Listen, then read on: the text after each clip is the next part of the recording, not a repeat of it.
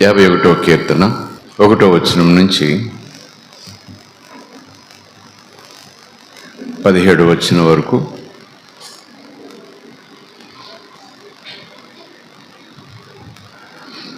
ప్రధాన గాయకునికి దావీదు ఈ రీతిగా తన ఆవేదనను, తన ప్రార్థనను వ్యక్తపరుస్తూ పాట రూపంలో మలిచిన పదముల సముదాయం. సందర్భం, దావీదు బేత్షెబా యొద్దకు వెళ్ళిన తరువాత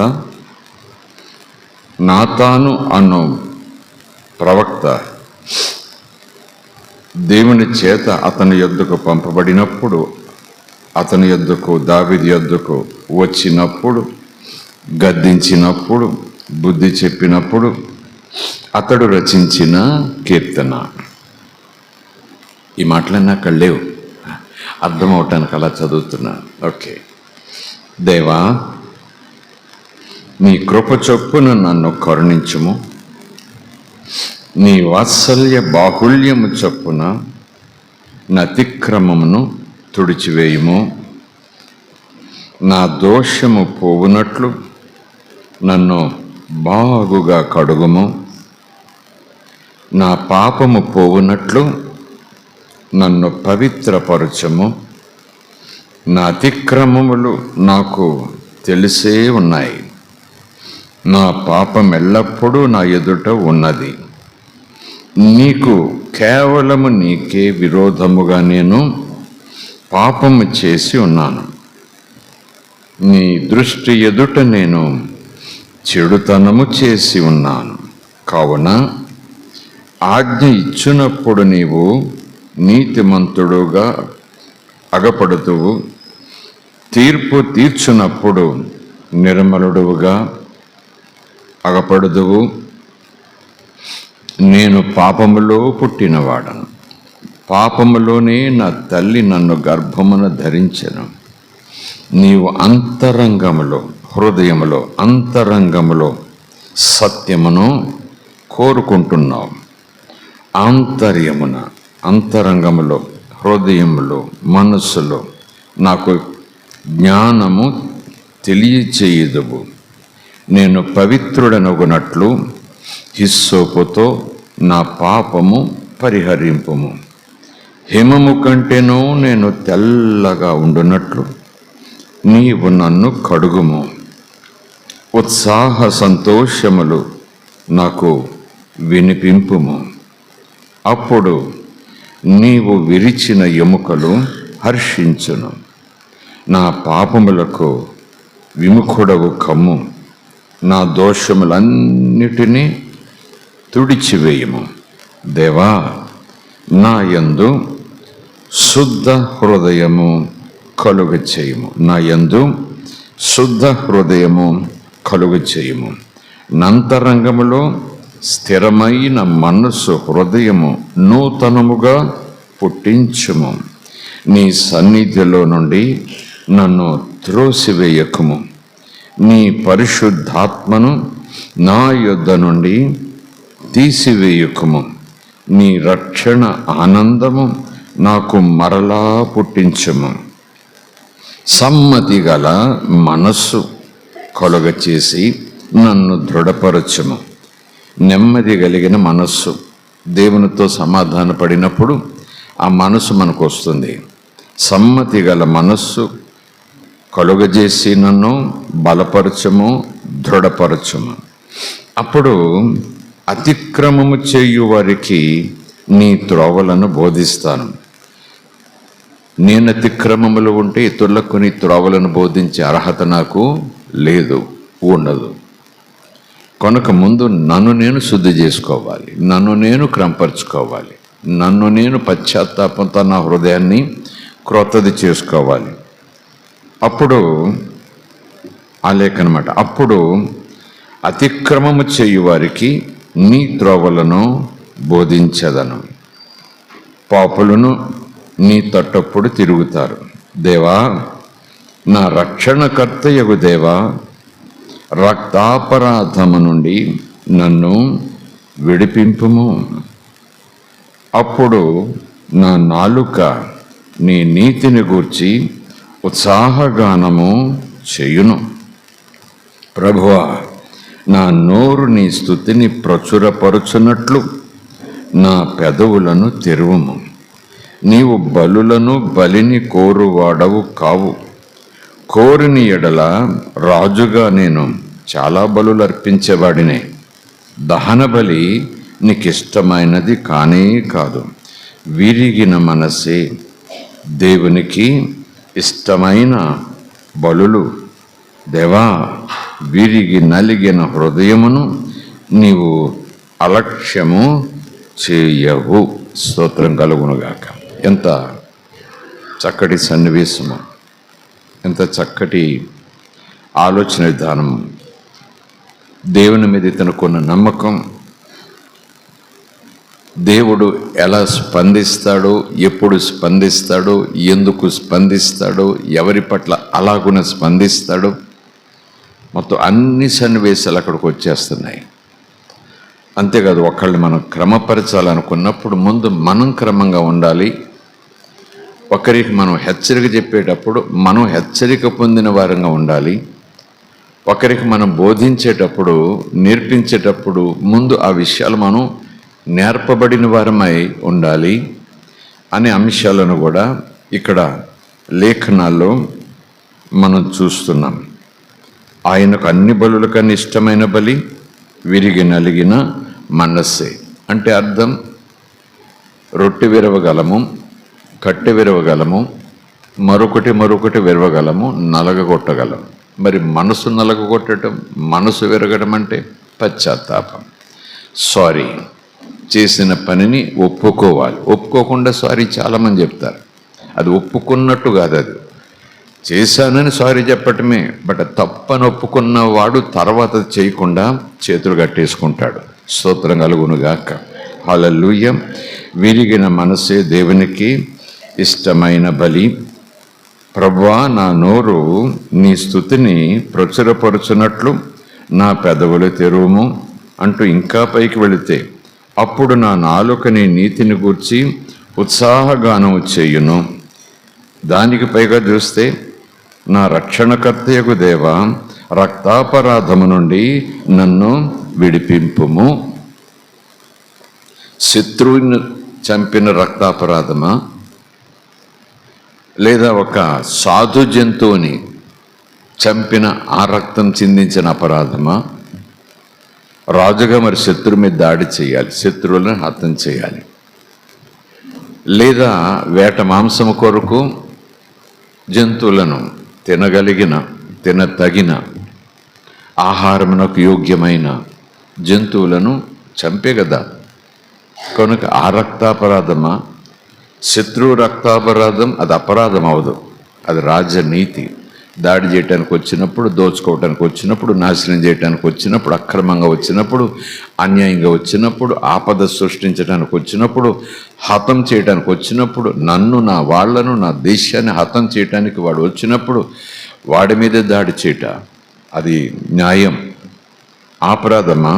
దాని గురించి ఎందుకు పశ్చాత్తాపడాలి? ఎవరిని చంపాడబ్బా అంటే బెత్షెబా యొక్క భర్తను రాంగ్ రూట్లో, అంటే కుట్రతో చంపబడేలాగా. ఇతడు చంపలేదు, ఒప్పుకుంటున్నాడు, ఇతడు చంపలేదు. యుద్ధములో ఫిలిస్తీన్లతో యుద్ధం చేస్తుండగా, అమాలేకులతో అనుకుంటా యుద్ధం చేస్తుండగా ఆ సైన్యాధ్యక్షుడికి ఉత్తర్వు రాసి పంపిస్తాడు. ఈ ఉరియా చేతికిచ్చి ఉరియాను చంపించే ప్రణాళిక పంపిస్తాడు.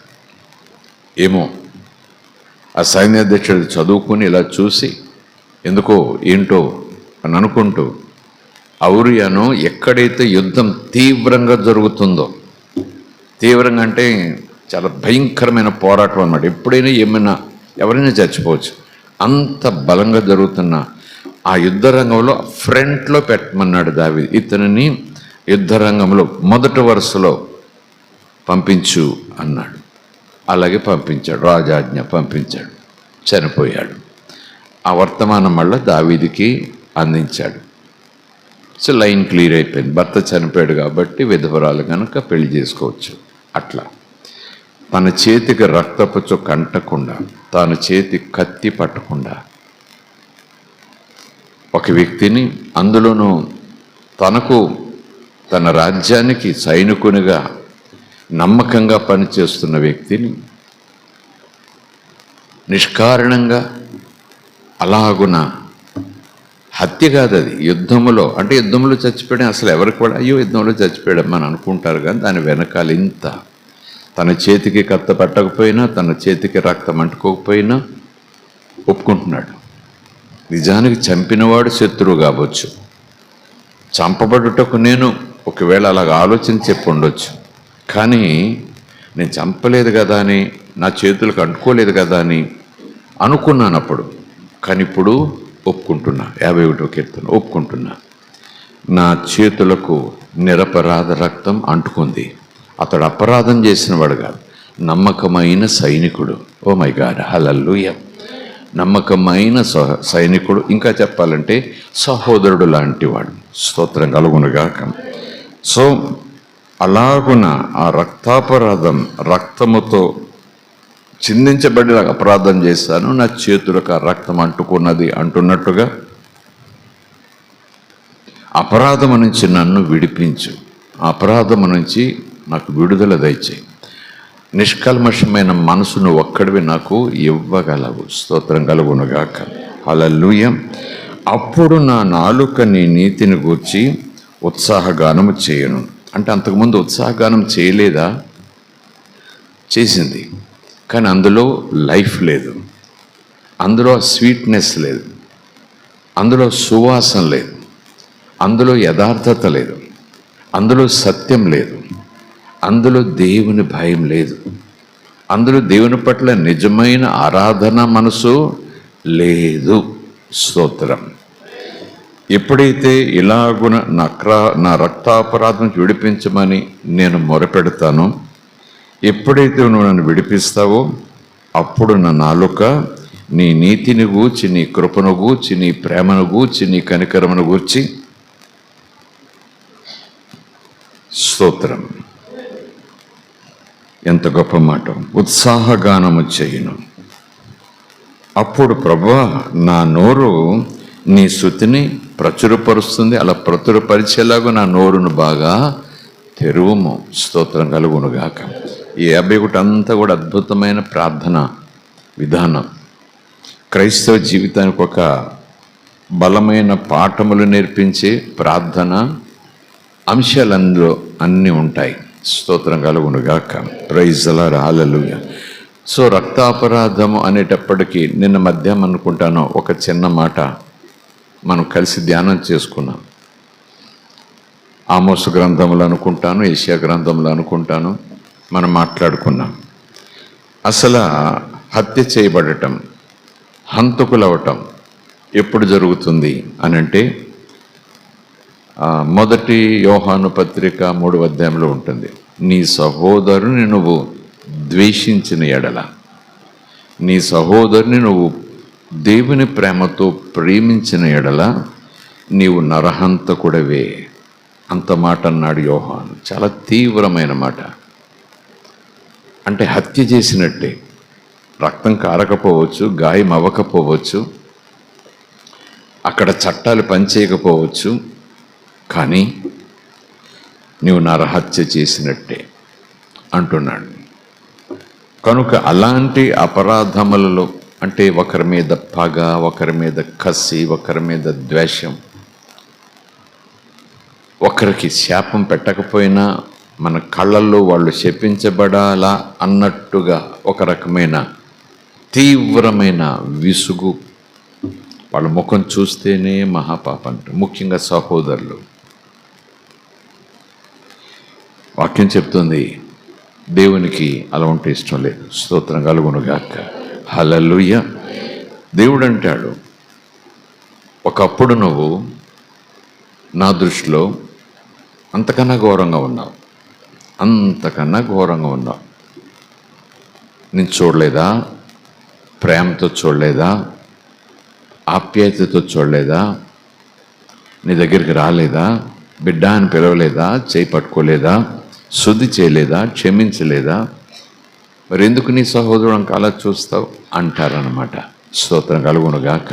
మళ్ళా హృదయం అనే సన్నివేశం దగ్గరికి వచ్చేటప్పటికి ఎందుకు దేవుడు హృదయానికి అంత ఇంపార్టెన్స్ ఇస్తున్నాడు అనే దానిని మనం ఆలోచన చేస్తూ ఈ దావీదు యొక్క కీర్తన దగ్గర మనము ప్రారంభించాం. దేవునికి ఏ హృదయం ఇష్టం? విరిగి నలిగిన హృదయమును నీవు లక్ష్యం చేస్తావు. యథార్థతతో నిండిన హృదయంలో నుంచి వచ్చే ప్రార్థన మీద నీవు నీ కనుదృష్టి ఉంచుతావు. స్తోత్రం కలుగునుగాక. Praise the lord. Hallelujah. So హృదయం గురించి ఆ ఆలోచనలు ఆకాను గురించి మాట్లాడుకుంటూ, మరొక చోట దావీదు గురించి మాట్లాడుకుంటూ, ఆయా సన్నివేశాల్లో భక్తుల జీవితాల్లోకి వచ్చిన ఆ చేదులను మనం ధ్యానం చేసుకుంటూ ముందుకు సాగిపోతున్నాం. ఈరోజు హృదయములు, దేవునికి ఇష్టమైన హృదయములు అని పాయింట్ వైజ్ మనం చూసుకుంటే, మత్తయి సువార్త 5వ అధ్యాయంలో ధన్యతలో ఒక ధన్యత ఉంటుంది కదా, చెప్పండి. హృదయ శుద్ధి కలవారు ధన్యులు, వారు దేవునిని చూచెదరు. ఏ శుద్ధి కావాలి? చేతుల శుద్ధి కాదు, కాళ్ళ శుద్ధి కాదు.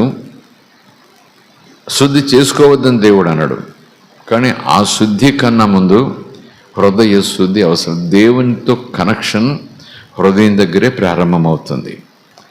ఆత్మతో ఆత్మీయ యాత్ర కొరకు వచ్చే ఆ బలము, ఆ సారము, ఆ ఆహారము, ఆలోచన అంతా కూడా ఆత్మ ద్వారా మనసు లేదా హృదయంలోనికి, అక్కడి నుంచి మన క్రియలలోనికి అది వస్తుంది. ఎక్కడైతే ఆగిపోతుందో శరీరం తన క్రియలు తాను చేసుకుంటూ పోతుంది తన బుద్ధితో.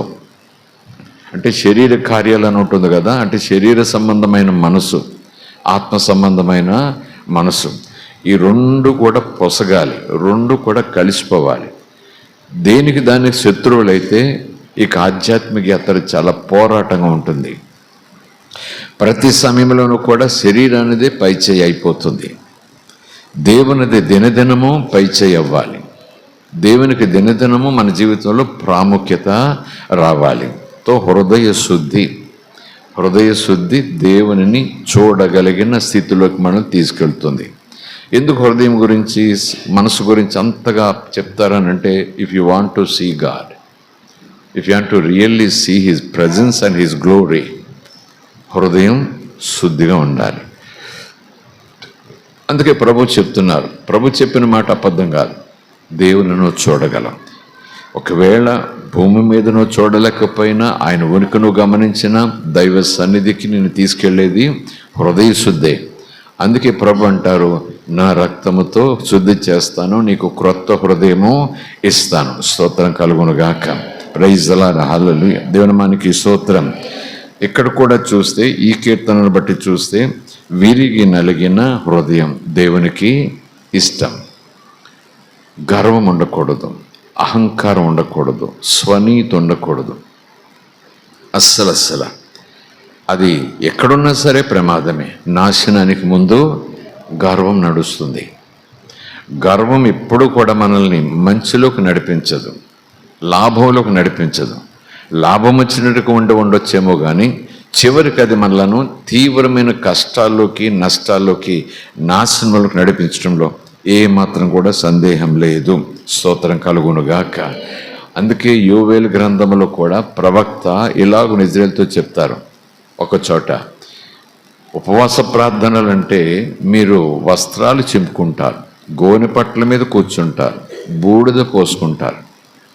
కానీ ఆ రోజు యోవేలు గ్రంథంలో ప్రవక్త ద్వారా పరిశుద్ధాత్ముడు చెప్తున్నాడు, బట్టలు చింపుకుంటేనే ఉపవాసం అనుకోదు. ఉపవాసం ఉండటంలో, దుఃఖపడటంలో బయట అదొక భాగం కావచ్చు, గుండెలు బాదుకోవటం అదొక భాగం కావచ్చు. కనుక భక్తి రూపంలో మీరు గుండెలు బాదుకుంటే అది పశ్చాత్తాపం అవ్వదు. ఎందుకంటే గుండెలు బాదుకుంటూ ప్రార్థన చేయటం అంటే అదో డ్రిల్లులా తయారవుతుంది. కానీ ఆ బాధ ఎక్కడి నుంచి రావాలి? గుండె లోతుల్లోంచి రావాలి. అప్పుడు నీ చేతులు ఆటోమేటిక్గా నీ గుండెల మీదకి వచ్చేస్తాయి. Praise the lord. హల్లెలూయా. కనుక అక్కడ అంటాడు యోవేలు, మీ వస్త్రములను చింపుకోవటం కాదు, మీ హృదయములను చింపుకోండి. అంటే అలాంటి పశ్చాత్తాపం, అలాంటి దుఃఖం, అయ్యో అంటూ ఇక దావీదు చెప్పినట్టుగా నీ ఎదురుగా నీ దృష్టిలో నేను చాలా తప్పు చేశాను, అయ్యో అంటూ చేసే ఆ ప్రత్యేకమైన ఆర్తనాదం. ఒకటి ప్యూర్ హార్ట్, శుద్ధ హృదయం. పరిశుద్ధత లేకుండా ఎవరు దేవుని దగ్గరికి వెళ్ళలేరు. అందుకే మరలా పుట్టిన అనుభవంలోనికి మనం వచ్చేసేయాలి. ఆ దినాల్లో దావీదు అలాగున ఒక ఆశతో ఒక విశ్వాసంతో శుద్ధి చేయగలిగిన వాడని ఎరిగి దేవుని దగ్గర మొరపెడుతున్నాడు. క్రొత్త హృదయం ఇవ్వగలిగిన వాడని ఎరిగి విశ్వాసంతో అడుగుతున్నాడు. స్తోత్రం కలుగును గాక. పరిశుద్ధాత్మను తీసేయవద్దు అంటే అప్పటికే పరిశుద్ధాత్మను కలిగి ఉన్నాడు. తాను పరిశుద్ధాత్మను కలిగి ఉన్నాననే సంగతి దావీదుకి దినదినము తెలిసిపోతా ఉంది.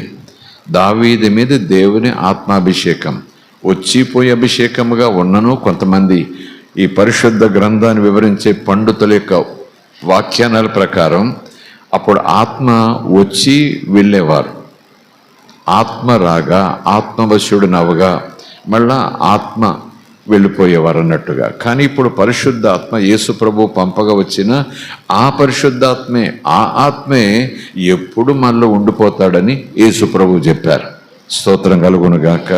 కనుక అలా వచ్చిపోయే ఆత్మ అయినా ఎప్పటికప్పుడు పిలవకపోయినా చట్టాలను సమయమునకు వచ్చి ధైర్యపరిచే ఆత్మ నడిపింపు, ఆత్మ తీవ్రత, ఆత్మ ఆనందం, ఆత్మలో ఉండేటువంటి ఆ గొప్ప నెమ్మది,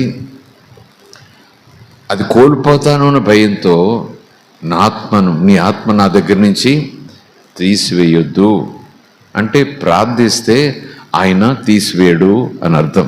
స్తోత్రం కలుగునుగాక. నా దోషములన్నిటినీ తుడిచివేయము. ఇది చాలా విరిగి నలిగిన హృదయం. విరిగి నలిగిన హృదయానికి మరొక మాట ఇప్పుడే చెప్పాను కదా, గర్వం అది చాలా భయంకరమైన ఒక కుష్టు లాంటిది అంటారు కొంతమంది దైవజనులు. ఒకవేళ లోకరీతిగా ఫరోకు ఒక గర్వం ఉండొచ్చు రథాలను బట్టి, బబులోను రాజుకు మరొక గర్వం ఉండొచ్చు వెండి బంగారాలు రాజ్య విస్తరణను బట్టి, మరొక ఫిలిస్తీయ రాజుకి తన ఆకారాన్ని బట్టి, తన సైనికుల్లో ఉన్న గోలియాతు లాంటి ఆ సైనికులను బట్టి, వాళ్ళ చేతుల్లో ఉన్న ఆ ఆయుధాలను బట్టి తాను యుద్ధానికి వెళితే ఎంతటి వాడైనా నేలపడాల్సిందే. అలాంటి సైన్య సముదాయంతో ఆ బలంతో అతనికి గర్వంగా ఉండొచ్చు. ఎవడొస్తాడో ఎవడు కాపాడుతాడో చూసుకుందాం, నీ దేవుడు నిన్ను కాపాడుతాడు అనుకుంటున్నావా, సరే చూద్దాం రా అని చెప్పటం గర్వమే కదండి. ఇలావన్నీ కూడా గర్వ లెక్కలోకి వచ్చేస్తాయి. కానీ ప్రభు మొట్టమొదటిగా దేవుడు లేదా ప్రభు తన పిల్లల్లో తొలి అడుగు, మొట్టమొదటి అడుగు, ప్రవేశ ద్వారం ఈ గర్వం దగ్గరే మనం చాలా జాగ్రత్తగా ఉండాలి. ప్రభుని అంగీకరించిన వెంటనే ఆయన నేర్పించే మొదటి పాఠం సాత్వికత్వం, దీనత్వం. స్తోత్రం కలుగునుగాక. ప్రైజ్ ది లార్డ్, హల్లెలూయా. చాలా సందర్భాల్లో నాకు నేను చెప్పుకుంటూ అనేక సందర్భాల్లో చిన్ని కోటాల్లో ఈ మాట చెప్పినట్టుగా నాకు బాగా గుర్తు. మీ మధ్యన కూడా ఈ మాట చెప్పినట్టుగా నాకు గుర్తుకొస్తూ ఉంది. ప్రభులోనికి రావటం, ఆత్మచేత నింపబడటం, ఆ తర్వాత వరాలు పొందుకోవాలని ఆలోచన చేయటం, వరాలు ఏమని అడగటం, ఆ తర్వాత నేల మీద ఒక్కాస్త ఎత్తులో ఎగిరిపోయే పరిస్థితి. విశ్వాసులకు అధికారం కలిగిన వారముగా, గద్దించే వారముగా, దెయ్యములను వెళ్ళగొట్టే వారముగా, స్వస్థతలు చేసేవారముగా, నీటిని ద్రాక్షరసముగా యేసునామములో అనగానే మారిపోయే రీతిగా, లోకరీతిగా గారడీలు ఎలాగుంటాయేమో కానీ అలాంటి తత్వంతో, అలాంటి ఉద్దేశ్యంతో పరిశుద్ధాత్మ వరమును సంఘ క్షేమాభివృద్ధి కొరకు వాడుకొనుట కన్నా ఈ పరిశుద్ధాత్మ వరములను అన్యులకు విశ్వాసం కలగజేయటం కోసం కాదు, అన్యుల దృష్టిలోని విశ్వాసుల దృష్టిలో తాము దేవుళ్ళమైపోవాలన్నట్టుగా తెలియకుండానే భ్రాంతిలోకి వచ్చేస్తాం మనం. అయితే ప్రభు చెప్తున్నారు రండి అని పిలుస్తున్నాడు. అయ్యో బరువు మోస్తున్నారు అని పిలుస్తున్నాడు. మోయలేక కృంగిపోయి కుమిలిపోయి ఇక చనిపోయే పరిస్థితి వచ్చేసిందా అని పిలుస్తూ ప్రయాసపడి భారం మోస్తున్న సమస్త ప్రజలారా నా యొద్దకు రండి, మీకు విశ్రాంతినిస్తాను. బరువు ఉండగా ఇచ్చే విశ్రాంతి, బరువు ఉండగా మీకు ఎలా విశ్రాంతి ఇవ్వగలడు? బరువు ఉండగా శాంతిని ఎలాగ ఇవ్వగలడు? నీ బరువును మోసుకో, నీ తలరాత అంతే. కానీ నువ్వు ఈ మంత్రం చదువు, లేకపోతే నువ్వు ఇలాగుండు అలాగుండు, నీకు శాంతి లోపలికి వస్తుంది. అది దేవుని ప్రణాళిక కాదు, లోకం నేర్పే జిమ్మిక్కులవి. నువ్వు ముందు పాపాన్ని వదిలించుకోవాలి. నీలో ఉన్న పాపపు తత్వాన్ని నువ్వు వదిలించుకోవాలి. నీలో ఉన్న ఆ పాపపు బంధకం నుంచి నువ్వు బయటకు రావాలి. నీలో ఉన్న బరువు శ్రమల బరువు కాదు, కష్టాల బరువు కాదు. దీని అంతటికీ కారణం పాపం భారం. అది నిన్ను అణిచివేస్తూ ఉంది, అస్సలు ఎదగకుండా చేస్తూ ఉంది. ఆర్థికంగా అంతస్తులోకి పోవచ్చు, ఆదాయములో ఎంతో దూరం పోవచ్చు, పదవులు హోదాలు అధికారంలో రాజ్యాలే నీకు అంతముగా ఉండొచ్చు. కానీ నీలో ఒక భారం ఉంది, అది నిన్ను పరసన్నిధికి వెళ్ళలేకుండా, దైవచిత్తం చేయకుండా, దేవునితో నీకు సంబంధం లేకుండా చేస్తూ ఉంది. కనుకనే ప్రభు చెప్పే మాట, పాప భారం తీసేస్తా. స్తోత్రం కలుగునుగాక. పాప భారమే మనిషికి ప్రధానమైన శత్రువు. పాప భారమే మనిషిని కృంగదీసేది. పాప భారమే మనిషిని నేలన పడవేసి ఈడ్చుకుపోయేది. అస్సలు కొంచెం కూడా అమ్మయ్య బ్రతికిపోయాను అని మనస్ఫూర్తిగా అనుకునే అవకాశమే ఇవ్వదు పాపం. వ్యాధి పోతే అమ్మయ్య బాగుపడ్డాను అనుకోవచ్చు, అప్పు తీరితే అమ్మయ్య అని అనుకోవచ్చు. మళ్ళీ తర్వాత వేరే వేరే బరువులు వచ్చి పడతాయి, లేదా వేరే వేరే బరువులు ఇంకా లోపల ఉంటాయి. అది కాస్త పోయింది కనుక అమ్మయ్య అనుకుంటున్నాం. కానీ మనిషి నిజముగా అమ్మ అనే మాట అనుకోవాలంటే, లేదా నెమ్మది వచ్చింది అనుకోవాలంటే, అతనిలో ఉన్నట్టు పాపము కడిగివేయబడినప్పుడు, తుడిచివేయబడినప్పుడు, ఆ భారం తొలగిపోయినప్పుడు ఆ మనిషి అమ్మ ఇప్పుడు నెమ్మది వచ్చింది నాకు అని, అది నిజమైన నెమ్మది. ఆ నెమ్మదిను కలిగి ఉండాలని, నేను కలిగి ఉండాలని యేసు మనల్ని పిలుస్తున్నాడు. స్తోత్రం కలుగునుగాక. ప్రయాసపడి భారం మోస్తున్న సమస్త జనులారా నా యొద్దకు రండి అంటూ తర్వాత వచనం చూస్తే, నా యుద్ధకు వచ్చి నేర్చుకోండి అంటాడు. ఆయన నేర్పిస్తాడు. రండి అంటాడు, బరువుతో ఉన్నారా రండి అంటాడు, ఆ భారం తీసేస్తానంటాడు. తీసేసిన తర్వాత ఆయన అంటాడు, వెళ్ళిపోవటం కాదు, నేర్చుకోండి, నా యుద్ధం నేర్చుకోండి అంటూ మరి ఏమి నేర్పిస్తాడు? నేను దీనుడను సాత్వికుడు, దీన మనసు గలవాడను సాత్వికుడను అంటున్నాడంటే ఏమి నేర్పిస్తాడు ఆయన? ఎలా సంపాదించుకోవాలని ముందు నేర్పిస్తాడా? ఎలా పదవిలోకి రావాలనేది ముందు నేర్పిస్తాడా? ఎలాగ లోకంలో సూపర్ టాలెంట్ కలిగిన వాడిగా దేవుడు అకస్మాత్తుగా నా మీద ఏదో ఒక అభిషేకం పంపించి సూపర్ టాలెంట్స్ అన్ని కలిగిన వాడిగా చేసేస్తాడా? చేయగలిగిన వాడే, ఆయనకు సమస్తము సాధ్యమే. కానీ ప్రభులోకి వచ్చే ఆ సందర్భంలో యేసు ప్రభు యొక్క ప్రయారిటీ, తండ్రి యొక్క ప్రయారిటీ, ఇదే ప్రయారిటీ. ముందు మనిషిలో పాపం ఎప్పుడు కూడా అహాన్ని తీసుకొస్తుంది. పాపము ద్వారా మనం ఏదో అనుకుంటాం, కానీ గర్వం, అసలు పాపం అంటేనే గర్వం. గర్వం అంటేనే పాపానికి తోబుట్టువేమో అన్నట్టు అనుకోవాలి మనం. నీ మాట నేనెందుకు వినాలి, నీకెందుకు నమస్కారం చేయాలి అన్నట్టు. స్తోత్రం కలుగునుగాక. అంటే మాట వినకపోవటం, విధేయత చూపించకపోవటం, ఆజ్ఞాతిక్రమమే పాపమా? అతిక్రమం అంటే చెప్పండి. ఆజ్ఞ అనుసరిస్తే అది లోబడటమే, అతిక్రమం కాదు. ఎప్పుడైతే నేను అతిక్రమిస్తున్నానో, చేతకాక నేను అనుకున్నా, చేతనైనా చెయ్యకపోతూ ముందుకు పోతుంటే, that is nothing but proud. అది గర్వం. గర్వం. దేవుడు తన పిల్లలలో తన మాట వినని గర్వం ఉండకూడదని కోరుకుంటున్నాడు. విధేయతగా ఉండాలని కోరుకుంటున్నాడు. స్తోత్రం కలుగునుగాక. విశ్వాసం అంటేనే విధేయత. విశ్వాసం అంటే అదేదో ధూపం కాదు, అదేదో బట్టలు కాదు, అదేదో చేతికి ఒక రింగు కాదు, మెడలో లాకెట్ అసలే కాదు, ఒక అక్షరం కాదు, ఒక పదం కాదు. అవన్నీ తర్వాత వస్తాయి, ఆ విశ్వాసాన్ని బట్టి తర్వాత వస్తాయి. విశ్వాసం అంటేనే విధేయత, మాట వినుట, మాటకు లోబడుట. స్తోత్రం కలుగునుగాక. Praise the lord. Hallelujah. So ఈ గర్వం అనేది మనకు తెలియకుండానే ప్రార్థన చేయాలి. ఎందుకు చేయాలి అని మనసు నాకు వచ్చింది అనుకోండి, అది అందులోంచి ఎక్కడి నుంచి వస్తుందంటే ఆ మాట గర్వం అనే సీడ్లోంచి వస్తుంది. ఆ విషయంలో మనం ఉపవాస ప్రార్థన చేసేది ఎందుకంటే కేవలం అది పోయింది కావాలి, ఇది పోయింది కావాలి, నేను ఈ స్థాయిలో ఆ స్థాయికి వెళ్ళాలి కన్నా, నాలో దేవుని మాట వినని స్వభావం పదే పదే వస్తూ ఉంది.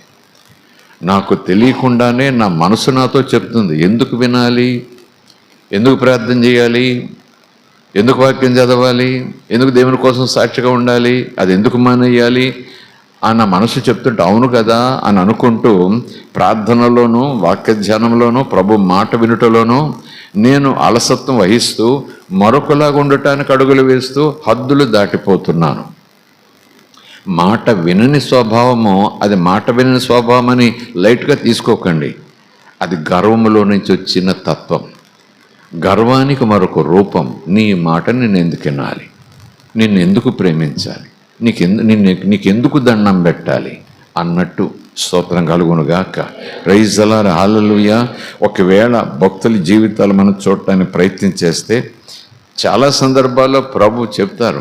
దినవృత్తాంతాల గ్రంథంలో అనుకుంటాను కూడా, ఈవెన్ సొలొమోను ప్రార్థన చేసినప్పుడు దేవుడు కూడా నీ ప్రార్థన అంగీకరించాను అంటూ ఒక కళ ద్వారా మాట్లాడుతూ ఏమంటాడు, నా పేరు పెట్టబడిన నా జనులు తమను తాము, అదను తగ్గింపు అంటేనే గర్వం లేదు.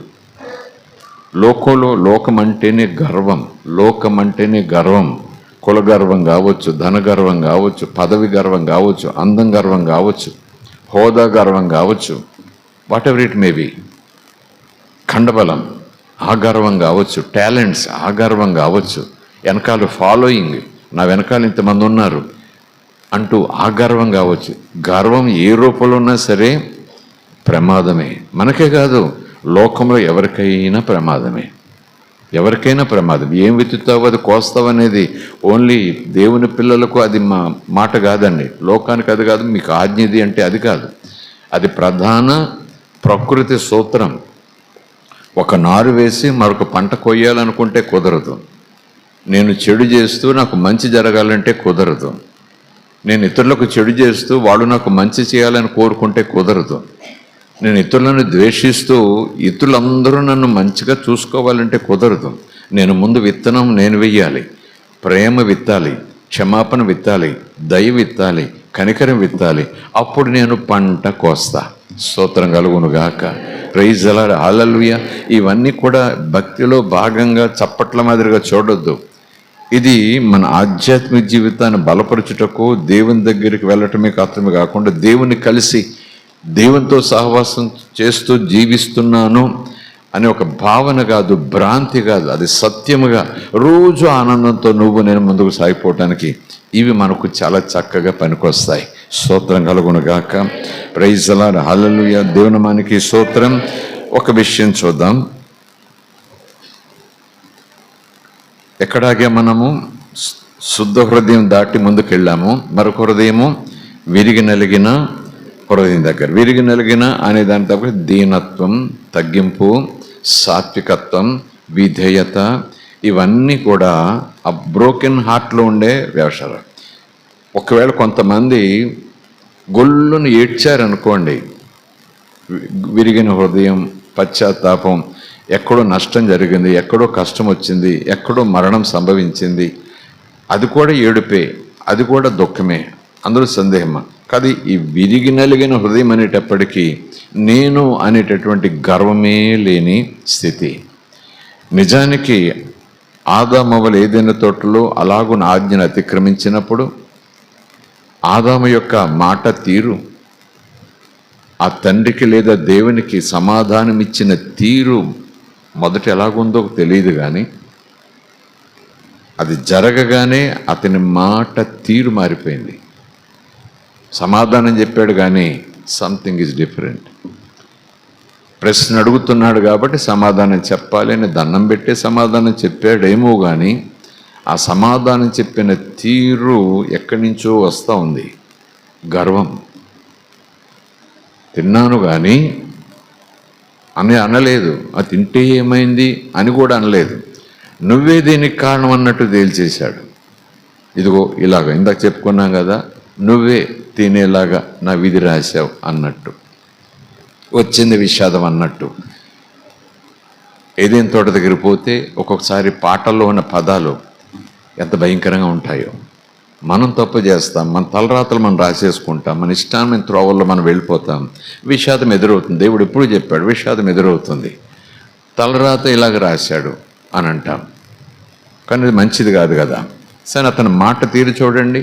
జ్ఞానం లేనివాడా? ఒక మాటలో చెప్పాలంటే, దేవుడు తన పోలిక చొప్పున తన రూపమిచ్చి మనిషిని చేశాడు. తన ఊపిరి, తన స్పిరిట్, తన ప్రాణం, తన జీవాన్ని అతని నాసికారంధ్రాల్లోనికి ఊదాడు. జీవించు మానవుడు అయ్యాడు అని చెప్పుకుంటున్నాం. కనుక దేవుడు తన ఊపిరిని ఊదగా, దేవుడు తన పోలిక తన స్వరూపం ఇవ్వగా, మరి ఈ గర్వము, ఈ మాట తీరు ఎక్కడి నుంచి వచ్చింది? ఈ వ్యతిరేకత అంటే సమాధానం చెప్తాను కానీ పొల్ల విరుపు సమాధానం, అది విధేయతతో కూడిన సమాధానం కాదు. ఇంగ్లీష్లో ఏంటి రెక్లెస్ సమాధానం ఏంటి అంటే, సమాధానం ఏంటి అంటుంటారు టీచర్స్, కొంతమంది తల్లిదండ్రులు అక్కడక్కడ. ఏంటది ఆ సమాధానం? ఆ మాట చెప్పేస్తే తీరేంటంట. అది పాపమున్న స్థితిలో నుంచి వచ్చేటటువంటి స్థితి. మనం ఎంతగా తల వంచినా, ఎంతగా నడుము వంచినా, ఎంతగా చేతులు జోడించినా మనం స్వపరీక్ష చేసుకోవలసింది ఏం చెప్పండి? నా హృదయంలో అస్సలు గర్వం ఉండకూడదు. ఎలాంటి హృదయం నాలో ఉండాలంటే, యేసయ్య నీకున్న హృదయం నాకు ఉండాలి. Praise the lord, hallelujah. దేవుని మనకి స్తోత్రం, హల్లెలూయా. ప్రైజ్ ది లార్డ్, హల్లెలూయా. హిజ్కియా అనే రాజును ఒకసారి చూద్దాం ఈ రోజుకి కొద్ది నిమిషాలు. ఆ రాజు దేవుని బిడ్డే, దేవుని పట్ల భయభక్తులు కలిగి జీవించిన వాడే, దేవుని యందు ఆరాధన కలిగి ముందుకు సాగిన వాడే. ప్రారంభం చూద్దాం. హిజ్కియా, ఆయన పేరేంటి? హిజ్కియా అంటే దేవునిని ఎరిగినవాడు, బలులను ఎరిగినవాడు, ప్రత్యక్ష గుడారపు ఆరాధనా క్రమములు, బలులను ఎరిగినవాడు, యాజకులు ఏం చేయాలో, ప్రవక్తలు ఏం చేస్తారో అంటూ ఎరిగి, ప్రజలను ఎవరి పట్ల భయభక్తులు కలిగి ఉండేలాగున పరిపాలన చేయాలో బాగా ఎరిగినవాడు. చూద్దాం 29వ అధ్యాయం దినవృత్తాంతముల 2వ గ్రంథం. గర్వము మనకు తెలియకుండానే ఎంత దూరం తీసుకుపోతుందో. 29వ అధ్యాయం. హిజ్కియా ఏలన ఆరంభించినప్పుడు 25 ఏండ్ల వాడై 29 సంవత్సరాలు యెరూషలేములో ఏలాడు. అంటే ఎప్పుడు సింహాసనం ఎక్కాడు? 25వ సంవత్సరంలో సింహాసనం మీద కూర్చున్నాడు. ఎన్ని సంవత్సరాలు పరిపాలన చేశాడు? 29 సంవత్సరాలు పరిపాలన చేశాడు. స్తోత్రం కలుగునుగాక. ఇంతకీ హిజ్కియా రాజు ఎవరి కొడుకు? 28వ అధ్యాయం చివరి వచనం పైనే ఉంది, 27వ వచనం.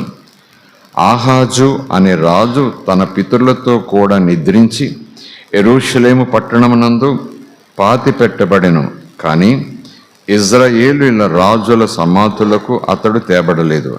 అతని కుమారుడైన హిజ్కియా అతనికి బదులుగా రాజాయను. తండ్రి చనిపోగా సింహాసనం మీద అతడు కూర్చున్నాడు. అంటే 20 సంవత్సరాల వయసులో తండ్రి చనిపోయాడు, అతడు రాజయ్యాడు.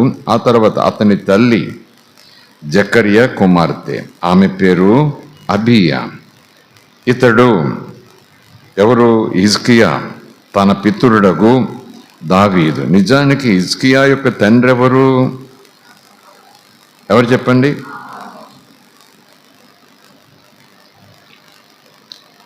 మరి పితరుడైన దావీదు అంటున్నాడు ఇక్కడ. తప్పని కాదు కదా, అంటే వంశావళి. స్తోత్రం కలుగునుగాక. దావీదుకి అంత ఘనత ఇచ్చాడేమో. దావీదు చిగురు అని యేసుప్రభు కూడా తనకు దావీదుకి లింక్ పెట్టుకున్నాడు. స్తోత్రం కలుగునుగాక. దావీదు దేవుని హృదయానుసారుడు, ఒక కారణం. అలా ఆ పాయింట్ అక్కడ పెట్టుకోండి. కానీ ఇతడు ఎవరి దృష్టికి? తన పితరుడకు దావీదు ఏమేం పనులు చేశాడో, ఎలా చేశాడో, ఎవరి పట్ల భయభక్తులతో చేశాడు, అలాగున్న అంతటి ప్రకారము ఆ ప్రవర్తనలాగా, ఆ నడవడికతో, ఆ పరిపాలనతో ప్రకారము యెహోవా దృష్టికి యథార్థముగా ప్రవర్తించెను. స్తోత్రం కలుగునుగాక. ఆ తర్వాత మీరు అన్ని మాటలు చదువుకుంటూ చివరికి రండి. 29వ అధ్యాయము చివరి భాగానికి రండి. 35, 36, 29,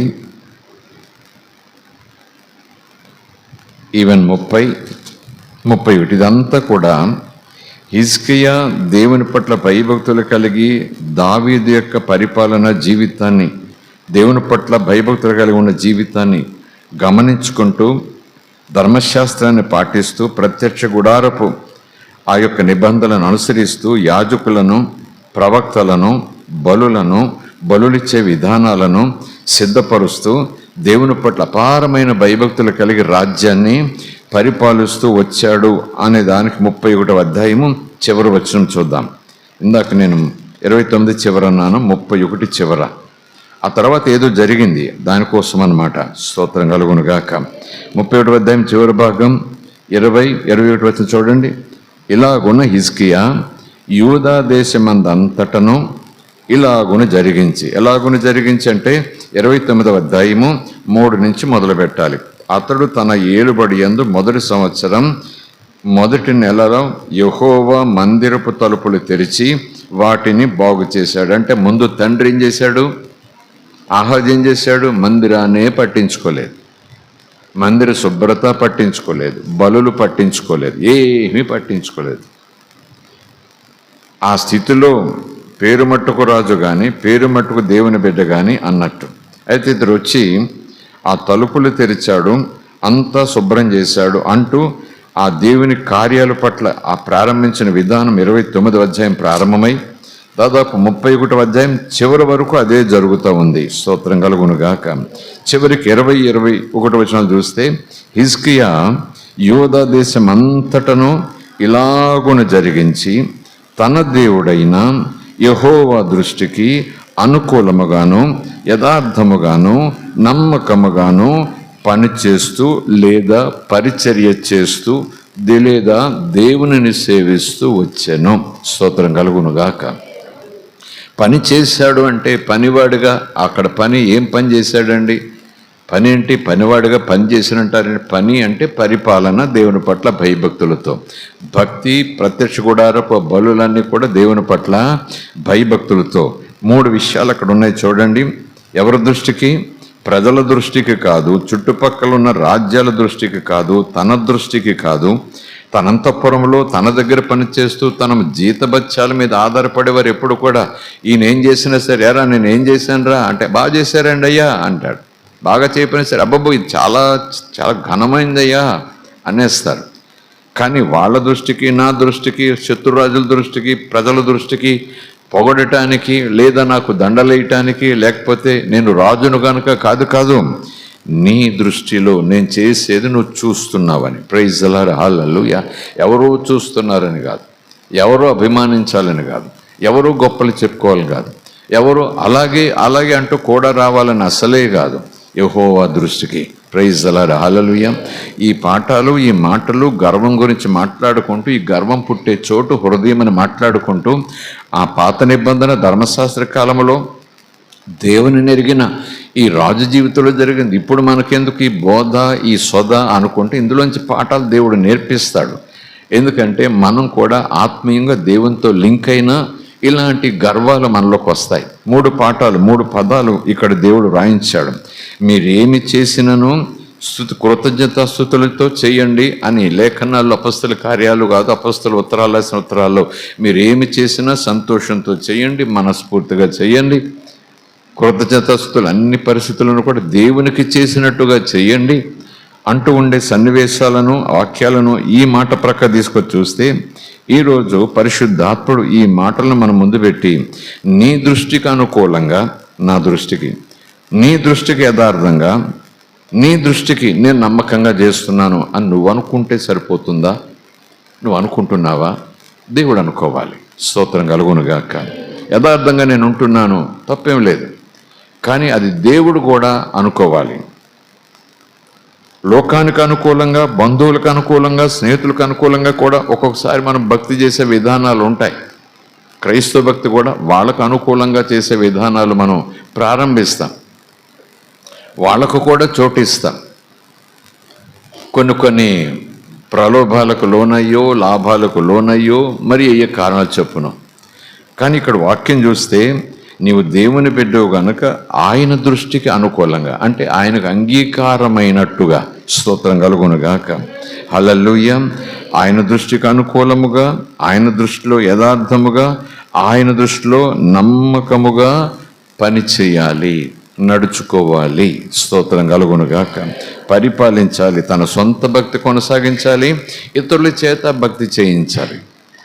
పరిపాలన, దేవుని పట్ల భయం కలిగి తన వ్యక్తిగత జీవితంలో కూడా తన సొంత భక్తిని కొనసాగించాలి, తన సొంత యథార్థతను నిలబెట్టుకోవాలి.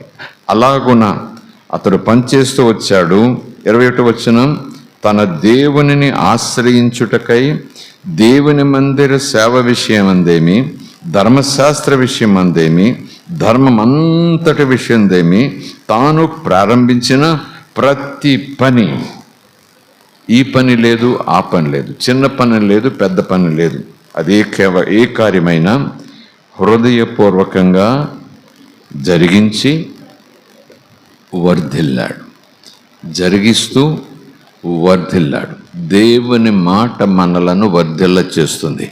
దేవుని మాటకు లోబడుట మనలను వర్ధిల్ల చేస్తుంది. దేవుని యొక్క మాటకు లోబడి మనం అనుసరించడం ద్వారా లోక దృష్టిగా అది అవమానం, నష్టంగా కనిపించవచ్చేమో, కానీ వాక్యం చెప్తుంది, ఈవెన్ కీర్తన, మొదటి కీర్తన కూడా అదే, ఆయన మాటలైంది ఆనందిస్తూ అలా నడుచుకుంటే చాలట, మనం చేసేదంతా సఫలమవుతుందట. మనం చెడ్డ చేసినా సఫలమవుతుందా అని అంటే కాదు, చెడ్డ చేసినా సఫలమవుతుందని మూర్ఖులు అనుకోవాలి. ఎందుకంటే దానికి ముందు ఒక మాట చెప్పారు, నువ్వు ఏమి చేసినా సఫలమవుతుంది, బాప్తిసం తీసుకుంటేనే ఎక్కడా లేదండి. నువ్వేం చేసినా సఫలమవుతుంది, నువ్వు రక్షణ పొందితే అంటే లేదండి. నువ్వు ఏం చేసినా సఫలమవుతుంది, యేసు రక్తం అనో యేసు నామం అంటేనో లేదండి. యేసు నామాన్ని దేవుని వాక్యానికి వ్యతిరేకంగా ఉపయోగించండి, ఆ నామముల శక్తి ఉన్నా ఏం పని చేయదు. అఫ్కోర్స్ నేను నమ్ముతున్నానన్నమాట. దేవునికి వాక్యానికి కంప్లీట్ విరుద్ధంగా ఏదో జరగాలనో, జరిగించాలనో, ఏదో కావాలనో మనం ముందుకు వెళుతూ రక్షణ పొందిన తర్వాత యేసు నామములో, యేసు రక్తం అంటే నేను అంటాను, అది ఎంత శక్తి కలిగినదైనా, ఎంత ప్రభావం కలిగినదైనా, ఎంత ఘోర పాపినైనా పవిత్రపరిచి దేవుని ముందు శభాషన్నిలాగా నిలబెట్టగలిగిన సామర్థ్యం దానికి ఉన్న, దేవుని యొక్క వాక్యానికి విరుద్ధంగా నేను వెళుతూ, దేవుని యొక్క వాక్యానికి విరుద్ధంగా నేను ఆశిస్తూ, దేవుని యొక్క వాక్యానికి విరుద్ధంగా నేను జీవిస్తూ, దేవుని యొక్క వాక్యాన్ని లెక్క చేయనట్టుగా దేవుని బిడ్డగా యేసు నామములో అంటే దెయ్యాలు పోతాయేమో, కానీ నీలో నాలో ఉన్న అవిధేయతని చీకటి పోవాలి. యేసు నామములో నాలో ఉన్న అవిధేయత పో అంటే పోదండి, అది దెయ్యాలు పోతే పోతాయేమో. యేసు నామములో అవిధేయత పోవాలంటే అవిధేయత విడిచిపెట్టే మనసు నాకు ముందు ఉండాలి. స్తోత్రం కలుగునుగాక. ఒక్కొక్కసారి అమాయకంగా కొంతమంది, మనలోనే ఏమో కొంతమంది అమాయకంగా యేసునామం ఏమైనా జరుగుతుంది, యేసునామం అన్నాడు కదా, నువ్వు చేసేదంతా ఫలిస్తుంది అన్నాడు, ఏం చేసినా ఫలిస్తుంది అన్నాడు, ఎక్కడ నిలబడితే అక్కడ దీవెన అన్నాడు నిజమే. కానీ అక్కడ కీర్తనకాడు ఎంత చక్కటి మరి రాశాడు. అది కూడా యేసు ప్రభు తన సువార్తలు ప్రకటించే సందర్భంలో, తాను బోధ చేసే సందర్భంలో కూడా చెప్పాడు. ప్రభు అంటే పని అయిపోతుంది అనుకుంటున్నారా అన్నట్టుందండి మాట అక్కడ. రోమిలకు రాసిన పత్రికలో నువ్వు ప్రభు అంటే చాలు రక్షింపబడతావన్నట్టు ఉంది అక్కడ. ప్రభు అని పిలు, అంతే, పరలోకం నీది గ్యారంటీ, పత్రం కూడా ఇచ్చేస్తాం అన్నట్టుగా ఉండొచ్చు. ఒక్కొక్కసారి సువార్తలు ప్రకటించే ఆ సభలలో ఆ దైవజనులు ఆ మాటను చాలు, ఈరోజే పరలోకంలో ఉంటావు, నీ పాపాలు వినిపోతే. ప్రభు అన్నావంటే ఎవరైతే ప్రభు అని ఒప్పుకుంటారో, ఎవరైతే ప్రభు అని పిలుస్తారో వాళ్ళు రక్షింపబడతానుంది. అదే పట్టుకుని వేళ్లాడుతూ సువార్త చెప్పుకుంటూ వెళ్ళిపోతే ప్రమాదం కదా, అది అక్రమం కదా. అలా ప్రభు అన్న తర్వాత ఇతడు దేవుని బిడ్డ అయిపోయిన తర్వాత ఇంకా రోత బ్రతుకుతూ, చెడు బ్రతుకుతూ, చెడును ఆశిస్తూ, చెడులు పెరుగుతూ రక్షింపబడ్డాననే భ్రమలో ముందుకు పోతున్నాడు. రక్షింపబడిన వాడు ఎలాగుంటాడు అనే జ్ఞానం కొంచెం కూడా లేకుండా ఉంటాడు. ఇది నిజంగా మనం ఆలోచన చేయాలి. స్తోత్రం కలుగునుగాక. Praise the lord. హల్లెలూయా. ఎందుకంటే ప్రభువా అంటే నువ్వు రక్షింపబడినట్టే అనేది ఒక మంత్రంలాగా నేను స్వీకరించాను. దాదాపు ఆ భావన ఈ వినే వ్యక్తికి కలిగేలాగా చెప్పి ఆయన అదే బోధ రిపీట్ చేస్తూ వెళ్ళాడు. అంచాలు నువ్వు అయిపోతావు, దేవుని కొడుకు అయిపోతావు అన్నాడు. తర్వాత అతని ఉద్దేశం ఏంటి, ఎలాగుండాలో ఇంకేం బోధలేదు, ఏం చేయాలో ఇంకేం బోధలేదు, అసలు విశ్వాసం అంటే ఏంటో బోధలేదు. ఇంకా వాక్యం దగ్గరికి ఆ వ్యక్తి రాడు. ఎందుకు అలాంటి ప్రభు అని ప్రార్థన చేసి నేను విశ్వాసం అయిపోయాను అనుకుంటూ ఎంత భయంకరంగా జీవించేవారు చర్చిలోనూ బయట కూడా విశ్వాసాలు ఉంటున్నారు కదా. అందుకే భక్తుడు అపొస్తలుల ద్వారా పరిశుద్ధాత్ముడు చెప్పిస్తారు ఈ మాట. కొందరు ప్రభువును ఎరుగుదుము, ప్రభు అని పిలవటం నాకు వచ్చింది, ప్రభు అని పిలిచాను. ప్రభుని తెలుసుకున్నట్టే. ఏం తెలుసుకున్నావు? ఏం తెలుసుకోలేదు. అది తెల్ల బిల్డింగు తెలుసుకున్నానంటే ఇంక లోపలికి వెళ్ళలేదు కదా, నువ్వు చూడాలి కదా అదేంటో లోపల. స్తోత్రం కలుగునుగాక. ఆ లోతెంతో ఎత్తెంతో చూస్తేనే రక్షణ కాదు, విశ్వాసంలోకి వెళ్ళటం మంచిదే. కానీ ఆయన మాటలు నీలోకి వచ్చాయా, వస్తున్నాయా? ప్రభువా అన్నావు, ఆయనలోకి వెళ్ళావు, అతుక్కబడ్డావు, అంటుకట్టబడ్డావు, ఓకే, సెటప్ స్టార్ట్ అయింది. ఆ తర్వాత ఆయన మాటలకు నీ హృదయంలో చోటేది, నీ జీవితంలో చోటేది, నా జీవితంలో చోటేది, నా హృదయంలో చోటేది. మీరు నా యందునో అది జరిగింది. అంటుకట్టబడ్డాం, ప్రభా అన్నాం అనుకోండి.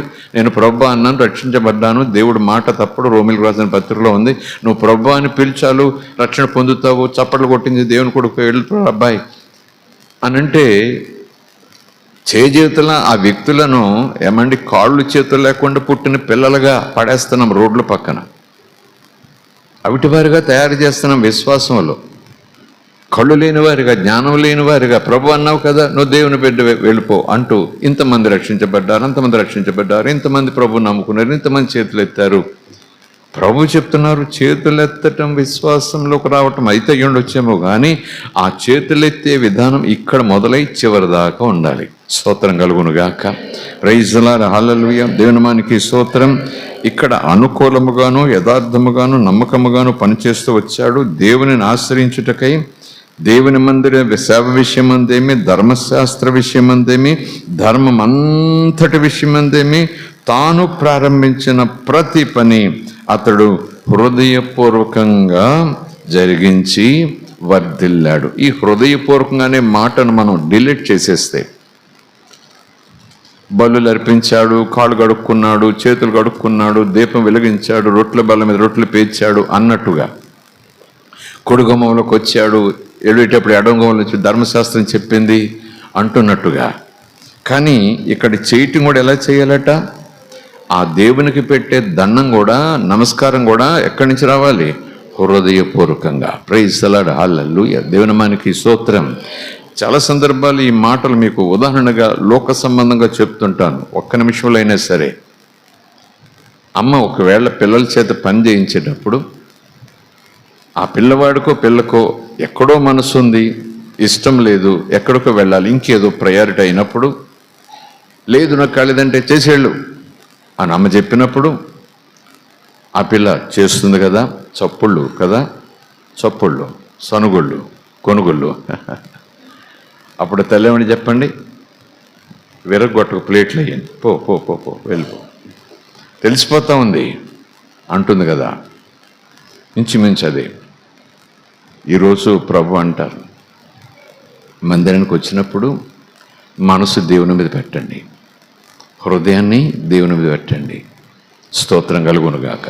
హృదయపూర్వకంగా ఆయన ప్రేమించడం, హృదయపూర్వకం, పూర్ణాత్మతో, పూర్ణ బలంతో, పూర్ణ అంగీకారంతో, పూర్ణ హృదయంతో. స్తోత్రం కలుగునుగాక. హల్లెలూయా. ఆయన ప్రేమించటంలో, ఆయన పని చేయటంలో అంతా కూడా మనస్ఫూర్తిగా చేయాలి.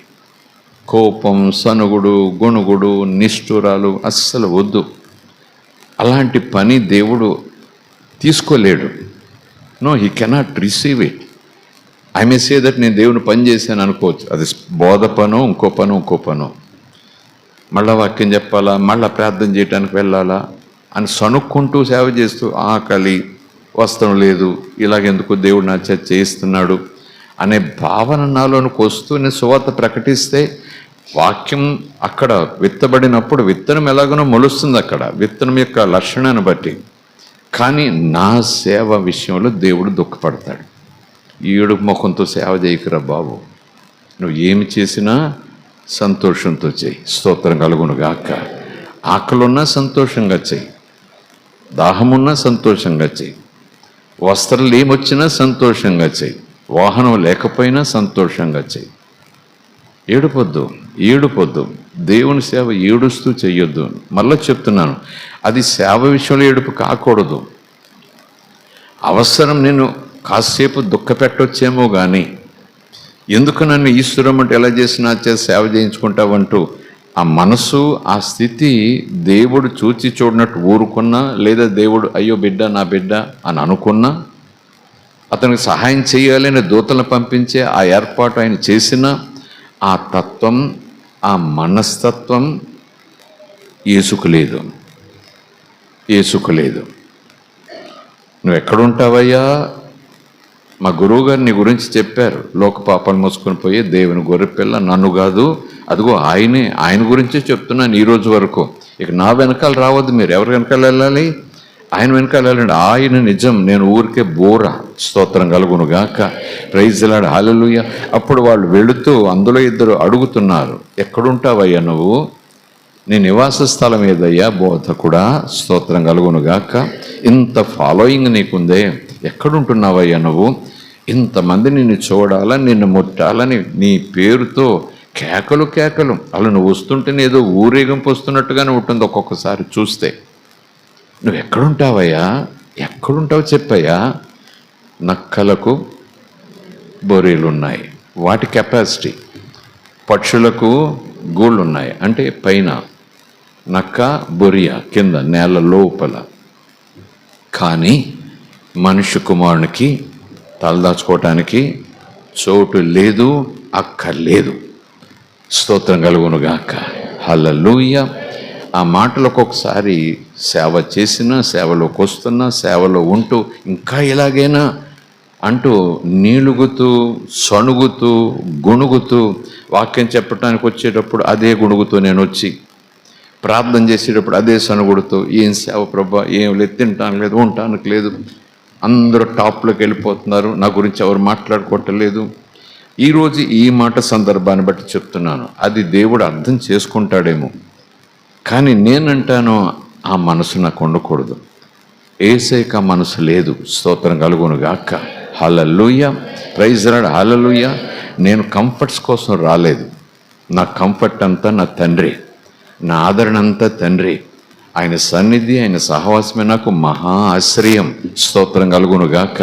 ఒకవేళ బోధకుడు గనక, రక్షకుడుగా వచ్చాడు గనక ఆయన పెద్ద అవసరం లేదండి అని ఒకవేళ కొట్టి పారేయొచ్చేమో కానీ, మరి ఈరోజు నేను, మేము, మనము సేవ పెద్ద చిన్న అనుకుంటూ ఎంత దాకా పోతున్నాం. ఇది కావాలి, ఇంత చాలు, అక్కడితో ఆగట్లేదు కదా, ఇంకా కావాలి, ఇది చాలా, ఇంకా కావాలి, ఇది చాలా, ఇంకా కావాలి, అది లేదు, అది లేదు, అది లేదు, అంత లేదు. ప్రభు అంటున్నాడు, వాట్స్ గోయింగ్ ఆన్? ఇస్తాడైనా, ఇస్తాడు, సమృద్ధి ఇస్తాడు, అందులో సందేహం లేదు. కానీ ప్రభు అంటున్నాడు, దీనితో పాటు నీలో ఏముండాలి చెప్పండి? తృప్తి. తృప్తి కలిగి ఉండట కూడా నువ్వు ప్రాక్టీస్ చేయాలి. స్తోత్రం కలుగును గాక. ఉండొద్దని అనడు ఆయన.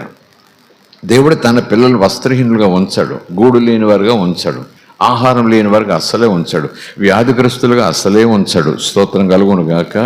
కానీ మన ఆశ, మన ఆలోచన, మన ఆధారం, మన సమస్తం కూడా దేవుడు, దైవ జ్ఞానం, దేవుని నడిపింపు. ఆయన ఏ స్థాయిలో తీసుకెళ్తే అక్కడే తృప్తి, ఇంకో స్థాయికి తీసుకెళ్తే అక్కడే తృప్తి. ఆయనే తీసుకెళ్తాడు. Praise the lord, hallelujah. So ఈ మాట చెబుతూ, ఈ రోజు పని కాదు, ఏ రోజు పనే కాదు. నేను బొగ్గుల దగ్గర పనిచేసిన, వంటల దగ్గర పనిచేసిన, ఎంగిలి కంచాలు కడిగే పని చేసిన, నా బిగినింగ్ అదేనండి. అక్కడ కూడా జాంబియాలో కూడా వంటలు ఏం చేయలేదు, కానీ బొగ్గుల దగ్గర ఏమి లేవు. కానీ అవిటి వారిని కారులో తీసుకుని చర్చి దగ్గరికి రావటం, వాళ్ళ సంఖ కర్రలు మోయటం, స్పీకర్లు మోయటం, వైర్లు విడదీయటం, చిక్కులు తీయటం, కుర్చీలు సదరటం, అక్కడ ఆ స్థాయిలో ఉండేవి. నేను పలానా మేనేజర్ని అనుకునేవాడిని కాదు, నేను కారులో వెళ్ళాను అనుకునేవా కాదు. నాకన్నా పెద్ద కారులో వచ్చేవారు అక్కడ సభలకి. నా పని కాకపోయినా నా పని అంటూ ఒక బృందంతో కలిసి ముందుకు సాగిపోయేవాడిని. ఎక్కడ పని నుంచి ఎస్కేప్ అయ్యే ఆ వీలు చూసుకునేవాడిని కాదు. చివరికి అందరూ వెళ్ళిపోతే నువ్వు వెళ్ళొచ్చు, వెళ్దాం పదా అనే మాట కోసం నేను ఎదురు చూసేవాడిని. అందువల్ల దేవుడు నన్ను ఇక్కడ దాకా తీసుకొచ్చాడని ఆ కాలర్ మీద చేయబట్టే మాట చెప్పను. కానీ ఇంకా దేవుడు నాలో విధేయత చూడాలని ఆశపడుతున్నాడేమో, ఇంకా లోబడాలని నేను ఏమైనా పాఠాలు నేర్చుకోవాలేమో. స్తోత్రం కలుగును గాక. హల్లెలూయా. ఎప్పుడైనా సరే పని తప్పించుకునే ప్రయత్నం నేను చేయను. ప్రారంభం నుంచి అంతే. హృదయపూర్వకంగా చేస్తా, చిరాకుగా చేయను, కోపంగా చేయను, నిష్ఠూరంగా చేయను, నేనే చేస్తున్నాననే భావన కూడా నాకు వద్దు. ఇది దేవుని పని. 2, ఆయన చూస్తున్నాడు. ప్రైజ్ ది లార్డ్, హల్లెలూయా. ఇక్కడ నాకు బహుమానం రాకపోయినా అక్కడ నాకు బహుమానాలన్నీ దేవుడు పక్కకు పెడుతున్నాడు. స్తోత్రం కలుగునుగాక. ప్రైజ్ ది లార్డ్, హల్లెలూయా.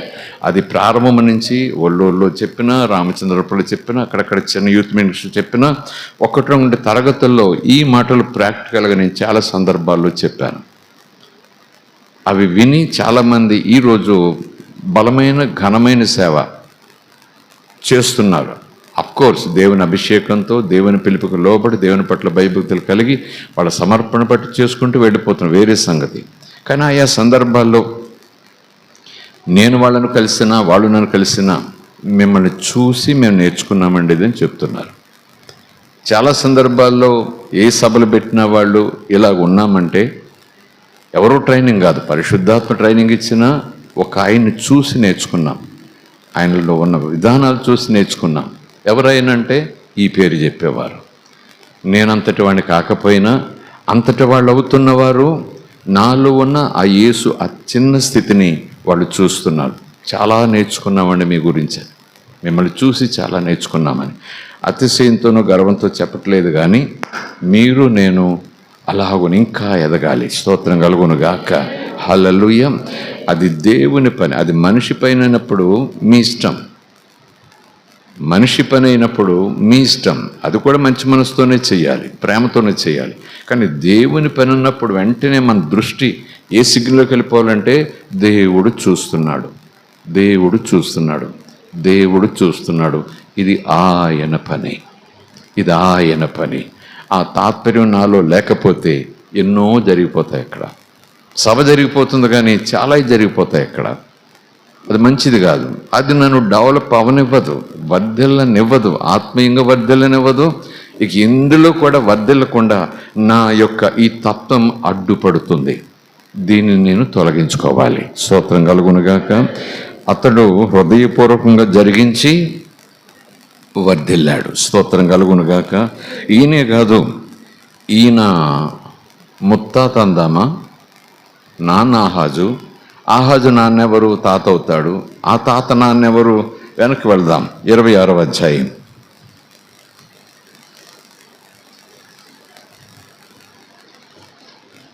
31 దాటితేనేమో హిజ్కియాకు పిల్లలు వస్తారు.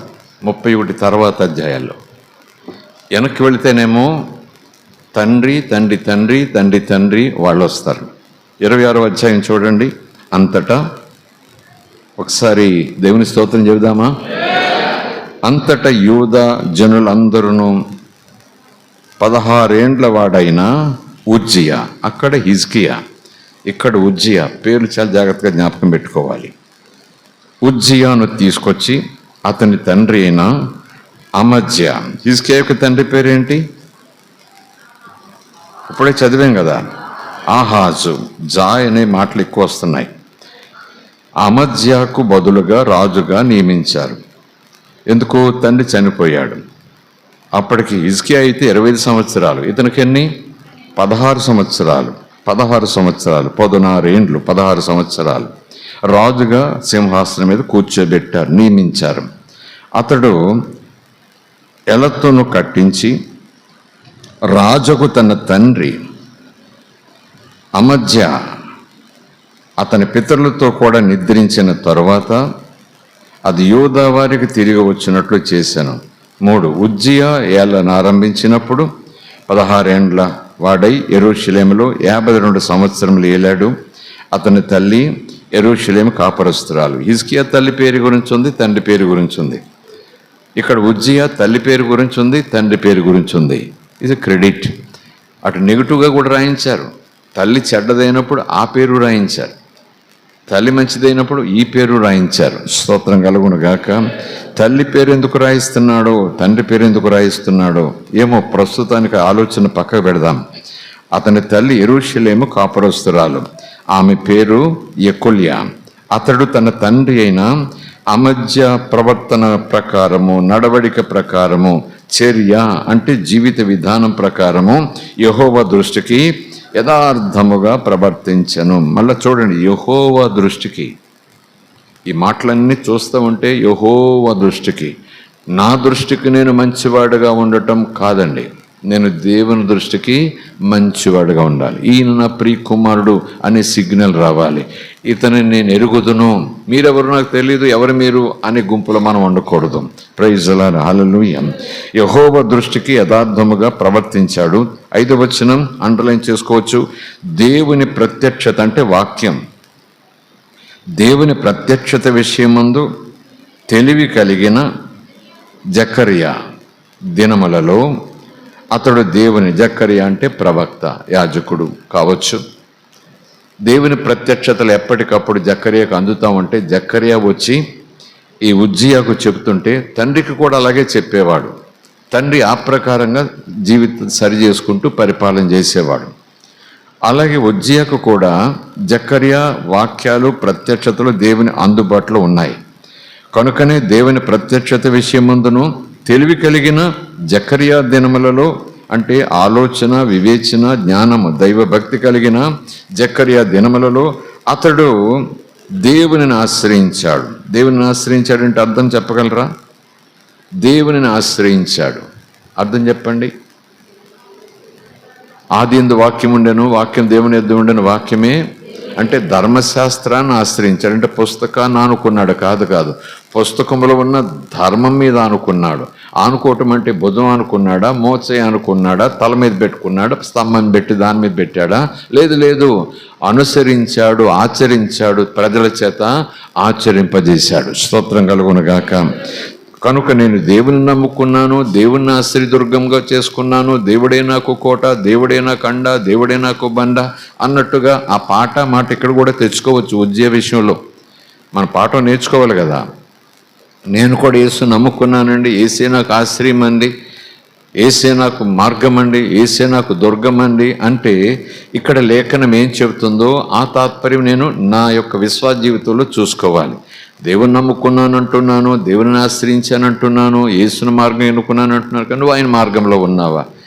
యేసు మీద ఆనుకున్నానంటే అర్థం ఏంటి? యేసు మార్గంలో వెళుతున్నానంటే అర్థం ఏంటి? దేవుడే నాకు దుర్గమయ్యాడు అంటే అర్థం ఏంటి? అర్థం ఏంటంటే ఆయన మాట, ఆయన వాగ్దానం, ఆయన నమ్మకత్వం, ఆయన ప్రేమ నాకు కోట. Praise the lord, hallelujah. దేవుని మనకి స్తోత్రం.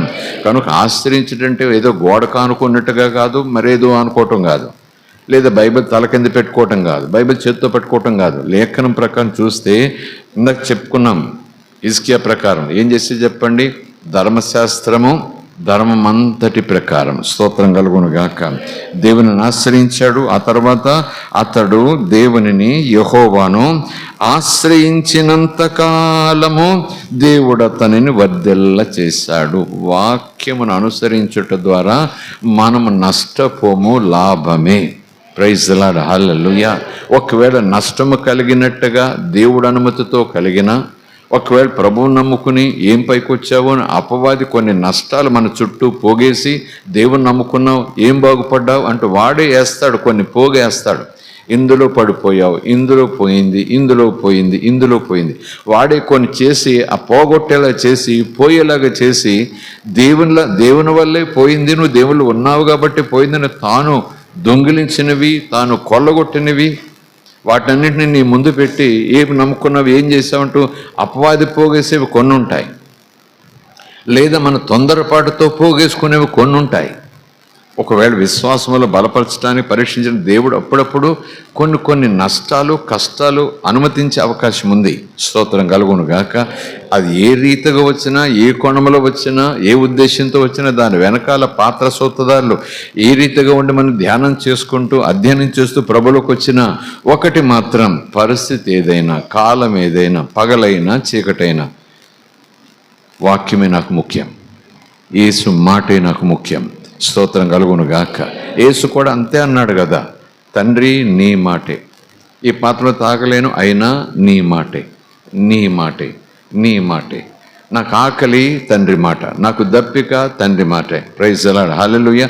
నా పని తండ్రి మాట, తండ్రి మాట. Praise the lord, hallelujah. So ఇక్కడ చూడండి, ఆశ్రయించిన కాలం దేవుడు అతను వర్ధిల్ల చేశాడు. ఆ తర్వాత మునుమనుడు దాకా అలా ముందుకు పోతే, ఆ రాజుల విషయం పోతే 21 వచనం చూస్తే 37వ అధ్యాయం కాస్త ముందుకు వెళ్తే ఇందాక చెప్పుకున్న మాట, ప్రతి పని అతడు హృదయపూర్వకంగా జరిగించవద్దెళ్ళాడు. ఈ ప్రతి పని అనటానికి రాజు చేసే పనులు ఏముంటాయండి అని అనుకోవచ్చు. చెప్పాను కదా, 29వ అధ్యాయం నుంచి ఇంటికి వెళ్ళిన తర్వాత చూడండి, 29వ అధ్యాయం అంతా చదవండి. బలులు, రక్తం చిందించుట అవన్నీ ఉంటే కంగారు పడకండి, చదువుకుంటూ ముందుకు వెళ్ళండి. ఆయన ఎంత చిన్న పని విషయంలో కూడా ఎంత సూచన చెప్పేవాడు. యాజకులకు ఎలాగ ఉండాలి, ఎలా వస్త్రాలు ధరించాలి, ప్రవక్తలు, గాయకులు బలులర్పించేవారు, ఆ ఉపకరణాలు సిద్ధపరిచేవారు, ఆ మందిరాన్ని శుభ్రం చేసేవారు. చాలా చిన్న విషయం కూడా ఇమ్మిక్కులేటుగా పరిశీలన చేసి ఇలా చేయాలి అని చెప్పేవాడు. స్తోత్రం కలుగునుగాక. ప్రైజ్ అలారా, హల్లెలూయా. ప్రతి పని నేనంటాను, ఈ పని చేయటం వల్ల నన్ను అందరూ చూస్తారు, ఫోటోలు తీసుకుంటారు. ఓకే, చాలామంది అవే చేస్తారు. కొంతమంది ఎవరు చూడరు, ఆ పని కష్టపడి చేయాల్సి వస్తుంది. మనం ఆ పని ఎవరు చూడరు, ఆ పని ఎవరు చేయరు కూడా. ఆ పని ఎవరు చేయరు, కష్టపడాల్సి వస్తుంది. మనం చంపుకున్నట్టుగా పక్క పెట్టేయాల్సి వస్తుంది. ఎవరు చూడరు, ఎవరు ఫోటోలు తీయరు, ఎవరు పేపర్లు వేయరు, ఎవరు వీడియోలు తీయరు, ఎవరు సాల్వలు కూడా కప్పరు.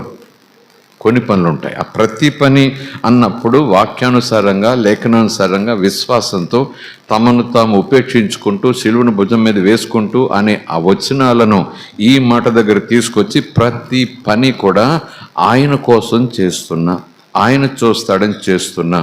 అది ఎంగిలి కంచాలు కడగటమా, చేపలు వేయటమా, చెప్పులు ఒక చోట పెట్టటమా, ఏమో ఇదే చెయ్యాలి ఇప్పుడు అనుకోవటం కాదు, కానీ నన్నే చేయమంటున్నారు అని అనుకోవటం కాదు, కానీ సమయం వచ్చింది కాబట్టి చెప్తున్నా. ప్రభు అంటారు, ఇష్టమైతేనే చేయాలమ్మా. నువ్వు నేను చేస్తే ఆశీర్వాదం వస్తుంది అనుకుంటూ చేస్తే ఆశీర్వాదం ఉండదు. నువ్వే చెప్తున్నాను, ట్రూత్ చెప్తున్నాను. చేస్తే ఆశీర్వాదం అనుకుంటే ఒకవేళ నెమ్మది కాస్త కోస్తో తప్పకుండా ఇస్తాడేమో, కానీ అది దేవునికి తృప్తినిచ్చే పని కాదు. అది నువ్వు ఆశీర్వాదం కోసం చేస్తున్నావు, కానీ ఈ పని ఇష్టపూర్వకంగా చేయటం లేదు, నా కోసం చేసినట్టు చేయటం లేదు. నా ఆశీర్వాదం కోసం నువ్వు చేస్తున్నావు అంతే. ఇది లేకపోతే నువ్వు చెయ్యవు అనే తాత్పర్యాలు కనపడతాయి చాలా చోట్ల. లేఖనం చెప్తుంది, ఇక్కడ కాదు, అక్కడ కాదు, ఎక్కడైనా సరే దేవుని పని అన్నప్పుడు నడుము వంచితే మంచిది అనుకుంటాను నేను. స్తోత్రం కలుగునుగాక. దేవునమానికి స్తోత్రం, హల్లెలూయా. సో సేవలోకి వచ్చేవారు, సేవ చేయాలనుకునేవారు, ముఖ్యంగా యవ్వనస్తులు, ఇంకా మనోబలం, కండబలం, బుద్ధిబలం ఉన్నవారు ఈ విషయాలు బాగా పట్టించుకోవాలి. నన్నందరూ చూడాలని కోరుకోకూడదు. చూసే పనే నేను చేస్తానుకోకూడదు. ఈ పని అయితే చొక్కా నలగదు, చెమట పట్టదు, ఆ పని అయితే అబో అనుకుంటే కుదరదు. అది ఏ పని, ఎవరి పని, అది నేను తెలుసుకోవాలి. స్తోత్రం కలుగునుగాక. పని నుంచి పారిపోయే వ్యక్తి శిలువ భుజానికి ఎలాగ ఎత్తుకుంటాడు? దేవుని పనికి భయపడే వ్యక్తి దేవుని మనస్ఫూర్తిగా ఎలాగ ఆరాధించగలడు? ఎందుకంటే ఆరాధన స్టేజ్ మీద ప్రజలందరూ ఏర్లేసి చప్పట్లు కొడతారు, కానీ ఈ పని చేయటం ఆ వ్యక్తికి ఇష్టం లేదు, ఆ పని చేత్తో పట్టుకోవడం ఇష్టం లేదు. అప్పుడు దేవుడు అంటాడు, ఆరాధన ఎందుకు నాకు? నా పని చేయటం నీకు కష్టం కదా, నా పని చేయటం నీకు ఇష్టం లేదు కదా, నా పని చేయటం ఇష్టం లేదు కదా, మరి ఆరాధన ఏంటి? ఆరాధన అంగీకరించడం చెప్పను, కానీ వెనకాల ఎంత విధేయత ఉండాలి. స్తోత్రం కలుగునుగాక. అతడు వర్ధిల్లాడు, తాను ప్రారంభించిన ప్రతి పని ముగించాడు. ఆరంభించిన ఉంది, ఏ పని ప్రారంభించినా ఆ పనిని హృదయపూర్వకంగా చేశాడు, ముగించాడు, వర్ధిల్లాడు. చాలామంది ప్రారంభిస్తారు, వదిలేస్తారు, తర్వాత పని చేశాను కదా అని అనుకుంటాను. ఏ పనైనా ఒకటి పని ప్రారంభించినప్పుడు అది నేనే ముగించాలని అనుకున్నప్పుడు ఖచ్చితంగా నేను ముగించాలి. స్తోత్రం కలుగునుగాక. హల్లెలూయా. దేవుడు అంటున్నాడు, it will develop you spiritually. ఇవి పాఠాలు కాదు, ఆధ్యాత్మిక అభివృద్ధికి మంచి మెట్టు లాంటి మాటలు. యేసుప్రభు కూడా ఈ మాటలన్నిటికీ ముద్రలు వేస్తాడు. పాత నిబంధనను కొట్టేయకండి. యేసుప్రభు ఈ మాటలన్నిటికీ కూడా సువార్తల్లో మరొక మాటతో అవును అవును అవును అంటాడు. ప్రభా ప్రభా ప్రభా అని పిలుస్తున్నారు, కానీ నా మాట చొప్పున మీరు ఏమి చేయరు, నేను చెప్పినట్టు చేయరు, నా కోసం చేయరు, అన్నట్టు. స్తోత్రం కలుగును గాక. ఎవరి కోసమో చేస్తున్నారు అన్నట్టుగా చేస్తారు మీరు. ఇక్కడ అదే కదండి మాట. దాదాపు అదే. యెహోవా సెలవివ్వకపోయినా ఆ రాజు ధర్మశాస్త్రం చేతితో పట్టుకుని దేవుడు చూస్తున్నాడని ఎరిగి ప్రజలు, ప్రభుత్వం, నేను అని అనుకోకుండా అన్నీ కూడా దగ్గరుండి ముందుండి చేసుకుంటూ చేయిస్తూ ముందుకు సాగిపోయాడు. వర్ధిల్లారు. స్తోత్రం కలుగును గాక. దేవుడు వర్ధలు చేస్తే శత్రువు ఊరుకుంటాడా చెప్పండి? వర్ధలు చేస్తే ఊరుకుంటాడా? లేదు. 32వ అధ్యాయం ప్రారంభం చూడండి.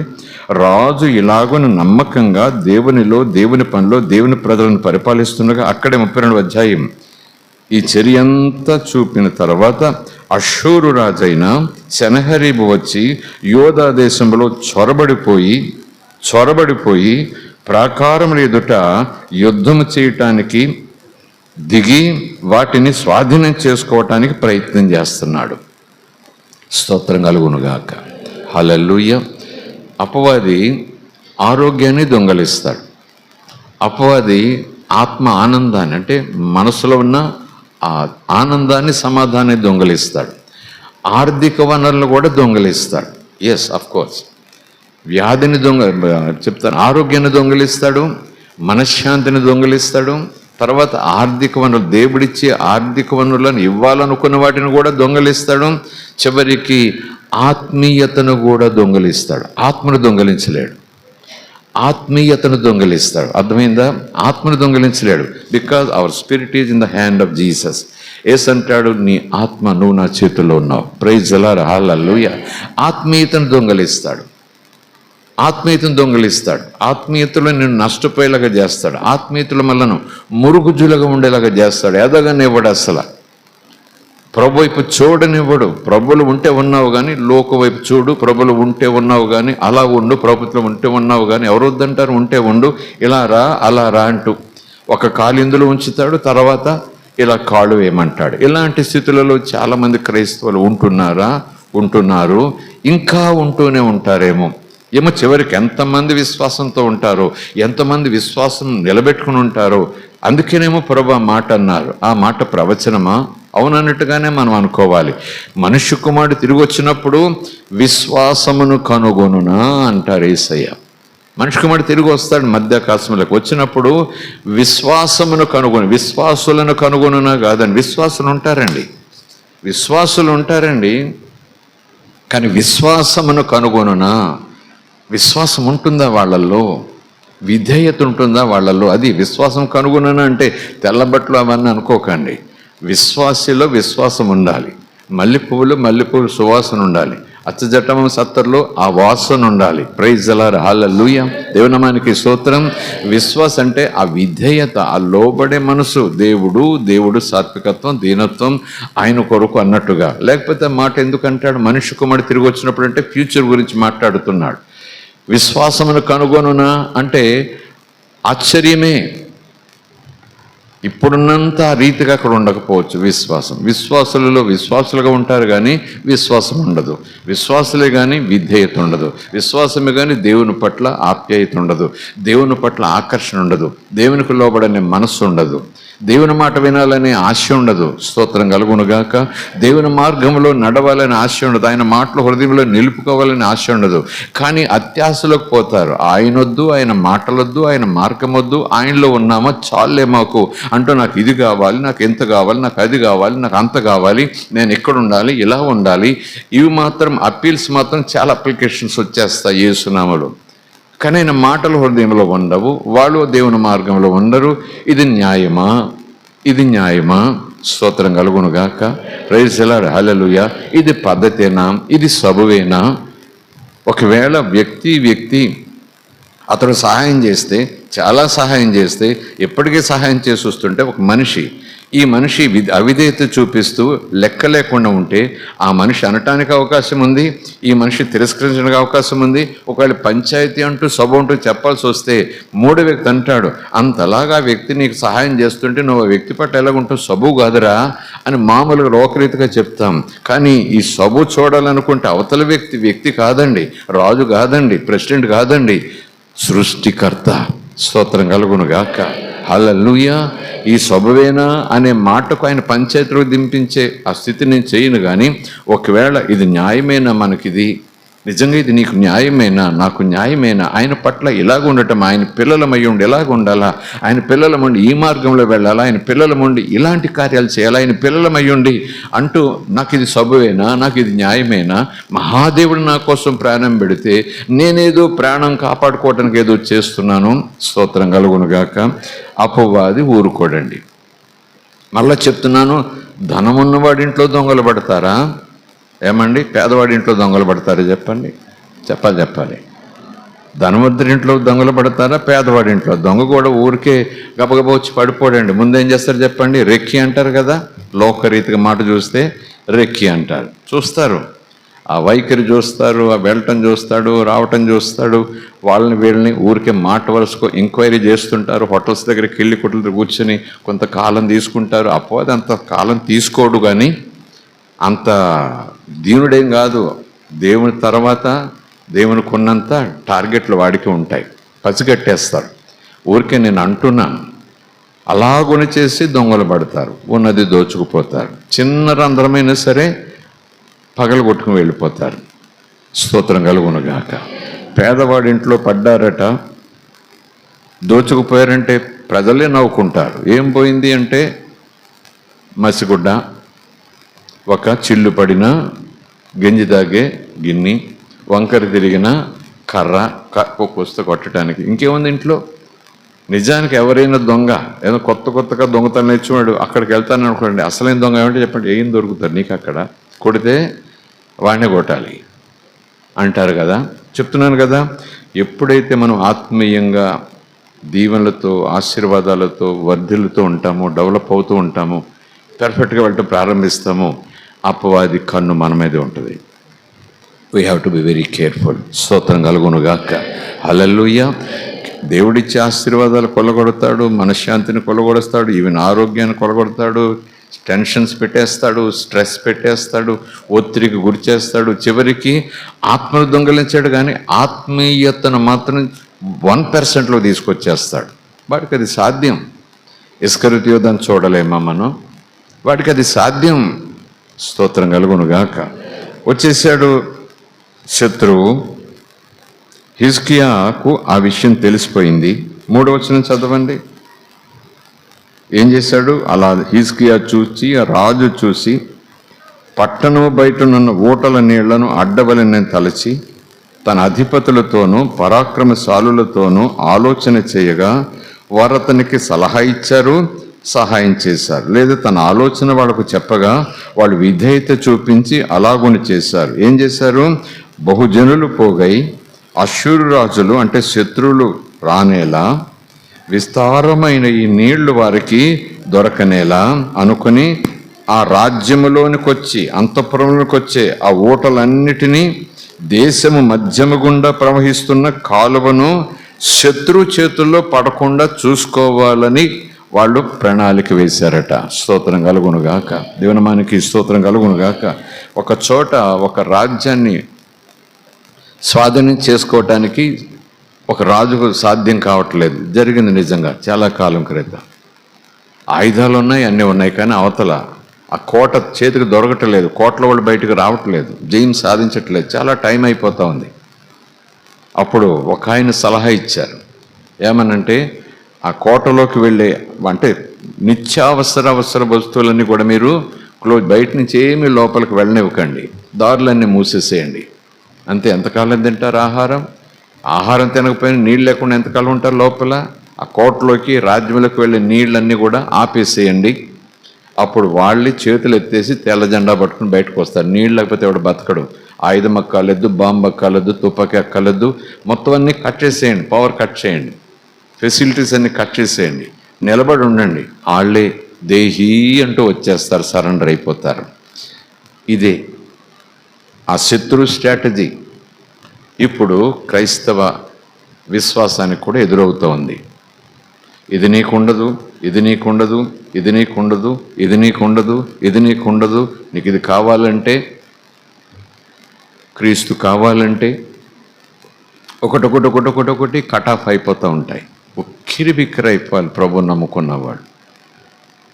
నమ్ముకున్నవాడు ఉక్కిరి బిక్కిరి అయిపోవాలి. నమ్ముకోవాలనుకుంటున్న వాళ్ళు ఇంకొకసారి ఆలోచన చేసుకోవాలి. అసలు ఇంతకొచ్చిన గొడవరా బాబు అనేలాగా అసలు మైదానంలోకి వెళ్లకుండానే ఉండాలంటే ఇవన్నీ కూడా కట్ ఆఫ్ చేసేసేయాలి. ఇవన్నీ కూడా వీళ్ళకి కాదు అని కట్ ఆఫ్ చేసేసేయాలి. ఉక్కిరి బిక్కిరి, కత్తి పట్టక్కర్లొద్దు, కర్ర పట్టక్కర్లొద్దు, తుపాకీ పట్టక్కర్లొద్దు. పట్టిన వాళ్ళు వినరు.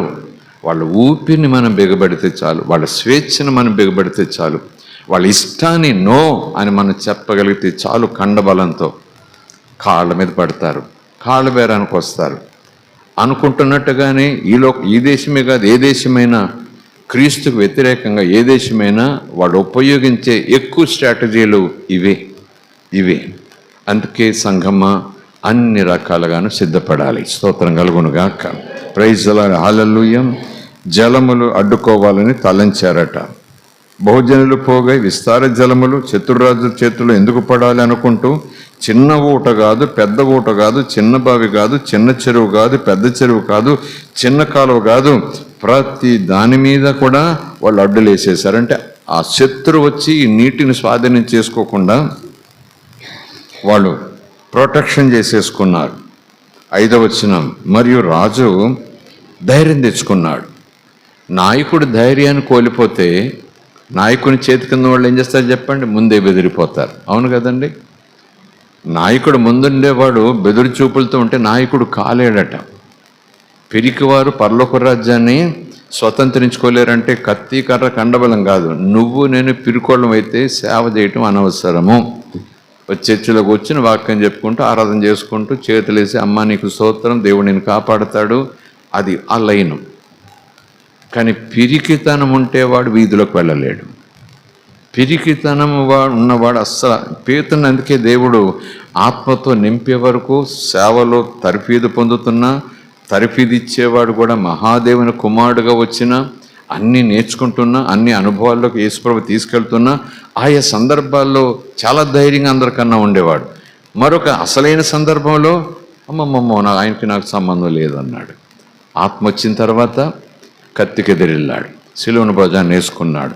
మీరు సిలువ వేసిన యేసుని నేను ఎరుగుదును అన్నాడు. స్తోత్రం కలుగునుగాక. హల్లెలూయా. సంఘం పిరికితనంగా ఒకవేళ తప్పించుకుంటే తప్పించుకోవచ్చు, శ్రమలు వస్తున్నాయని ఆ డేంజర్ నుంచి తప్పించుకోవచ్చేమో, కానీ యేసును మాత్రం తిరస్కరించే ప్రయత్నమే లేదు. ఇక్కడ కష్టాలు వస్తున్నాయి అంటూ మరొక చోటకు వెళ్ళడం తప్పేం కాదు. ఇక్కడ కాస్త శ్రమగా ఉంది అంటూ మరొక చోటకి కాస్త ఊపిరి తీసుకోవడం సమయం తప్పేం లేదు. కానీ ఒకవేళ నేను అటు ఇటు నాకు మార్గాలు మూయబడి నువ్వు యేసును వదిలితేనే అనే స్థితి వచ్చిందనుకోండి, అప్పుడు నాకు యేసే కావాలి. స్తోత్రం కలుగునుగాక. సంఘం చెదిరిపోయి ఉండొచ్చు, నలుదీసిలా. చెదిరిపోయిన వారు చెదిరిపోయినట్టుగా ఉండలేదండి, చెదిరిపోయారు కానీ క్రీస్తును కలిగి చెదిరిపోయారు. వెళ్ళిన చోటల్లా మంట పెట్టారు. Praise the lord. హల్లెలూయా. దేవుని మనకి స్తోత్రం.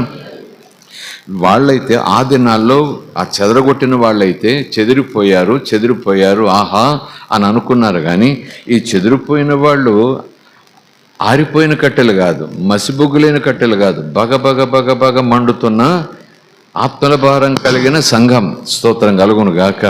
వెంటనే 30 కట్టెలతో ఇక్కడ సంఘం ఉంటే బగబగ మండుతుంటే ఏదో జరిగింది. ఈ కట్టెని ఇలాగ ఒకడ పారేస్తే, కట్టెని అలాగ ఒకడ పారేస్తే, లేదా కట్టెలే మరొక చోటకి ఎగిరిపోతే ఆ కట్టెలు మాత్రం జాగ్రత్త పడ్డాయి. ఏమని? నేను ఒక్కదాన్ని అక్కడ ఎగిరిపడినా నాలో మంట ఉండాల్సిందే, నేను వెళ్ళిన చోట నేను అక్కడ మండిస్తా. దేవునికి స్తోత్రం చెబుదాం. హల్లెలూయా. మసిబొగ్గైన కట్టి ఇంకో దాన్ని ఎలా మండిస్తుందండి? మంట ఎక్కడ పడినా అక్కడ బొగ్గున మంటిస్తుంది, అంతే.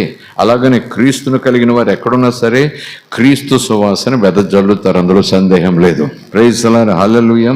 అలాగున అతడు రాజు ధైర్యం తెచ్చుకుని ప్రజలకు కూడా ధైర్యం చెప్పాడట. రాజు ధైర్యం తెచ్చుకుని పాడైన గోడ యావత్తును కట్టించి 5వ వచనం, గోపురముల వరకు దానిని ఎత్తు చేయించి బయట మరి యొక్క గోడను కట్టించి దావీదు పట్టణంలో మిల్లో దుర్గమును బాగు చేయించాడు. మరియు ఈటలు డాళ్లు విస్తారముగా చేయించాడు. జనుల మీద సైన్యాధిపతులను నియమించి పట్టణము గుమ్మములకు రాజవీధులలోనికి వారిని తన యొద్దకు రప్పించి వారికి ఇలాగూ హెచ్చరిక చేశాడు. ఆ 7-8 చదువుకున్న తర్వాత ప్రార్థన చేసుకోవడానికి ప్రయత్నించేద్దాం. వాళ్ళకి ఏం చెప్పాడు చెప్పండి? మీరేమీ దిగులు పడకండి, స్తోత్రం కలుగునుగా. శత్రువు ఎక్కడున్నాడు?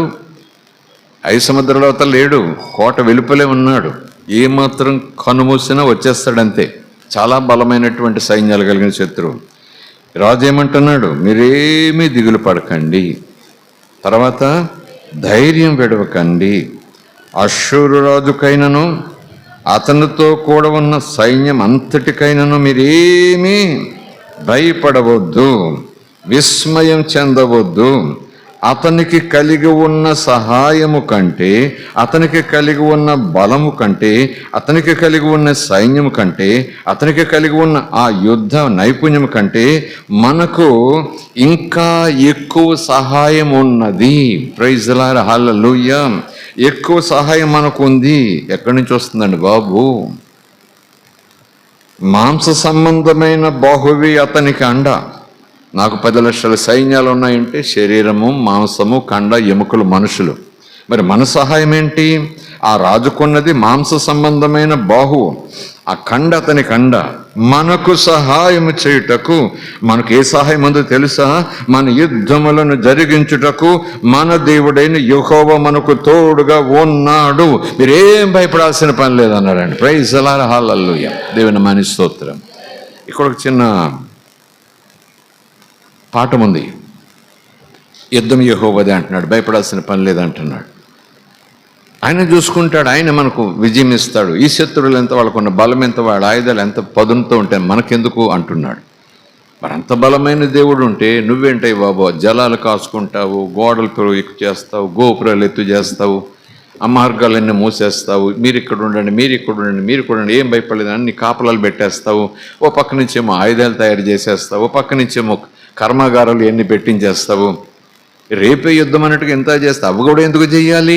ఈ మాట ముందు తెలియదా నీకు రాజా? ఈ మాట నీకు తెలియదు. ఎవడొస్తే నాకెందుకు? ఎరుకో కోట్లు కూలగొట్టినవాడు, ఎర్ర సముద్రం తెలిసినవాడు, మండలోంచి నీటి రప్పించినవాడు, మన్నాను కురిపించినవాడు, నా పితరుల దేవుడు, మహాదేవుడు, మామూలుడు కాదు. అందరూ పడుకోండి అబ్బాయి.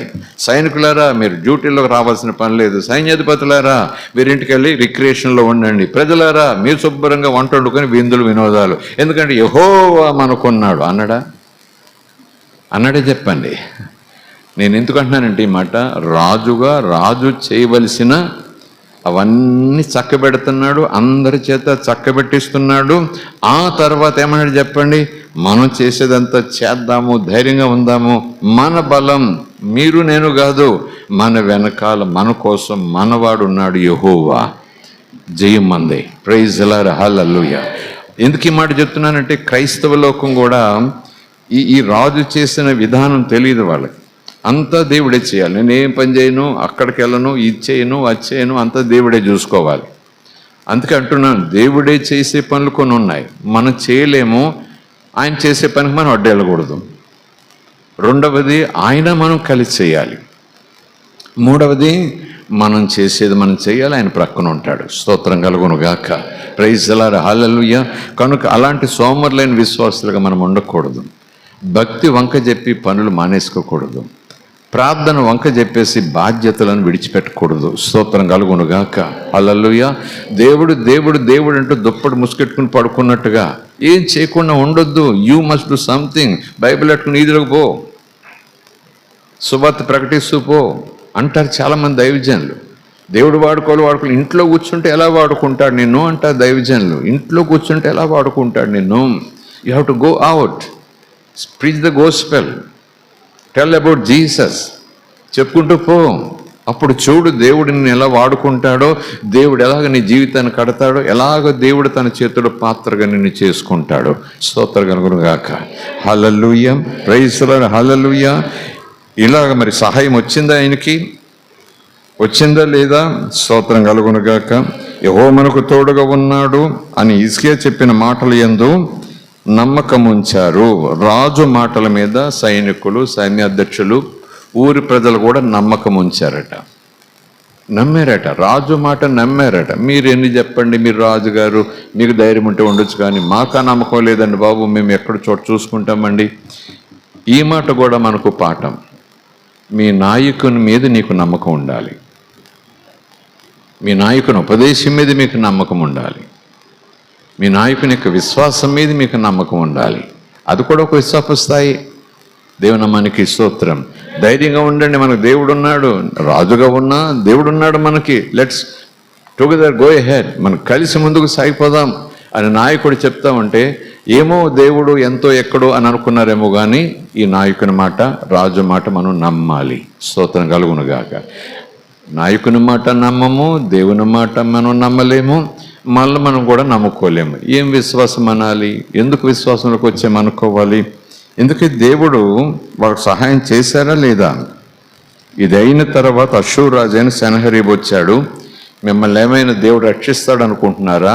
హిజ్కియా గారు సభలు పెట్టి, మీ రాజుగారు మూల సభలు పెట్టి, భయం లేదు మనకు దేవుడు ఉన్నాడు, భయం లేదు మన దేవుడు ఉన్నాడని ఊరికి మీకు కోటింగ్ వేస్తున్నాడు, గాలి కొడుతున్నాడు మీటింగులు పెట్టి.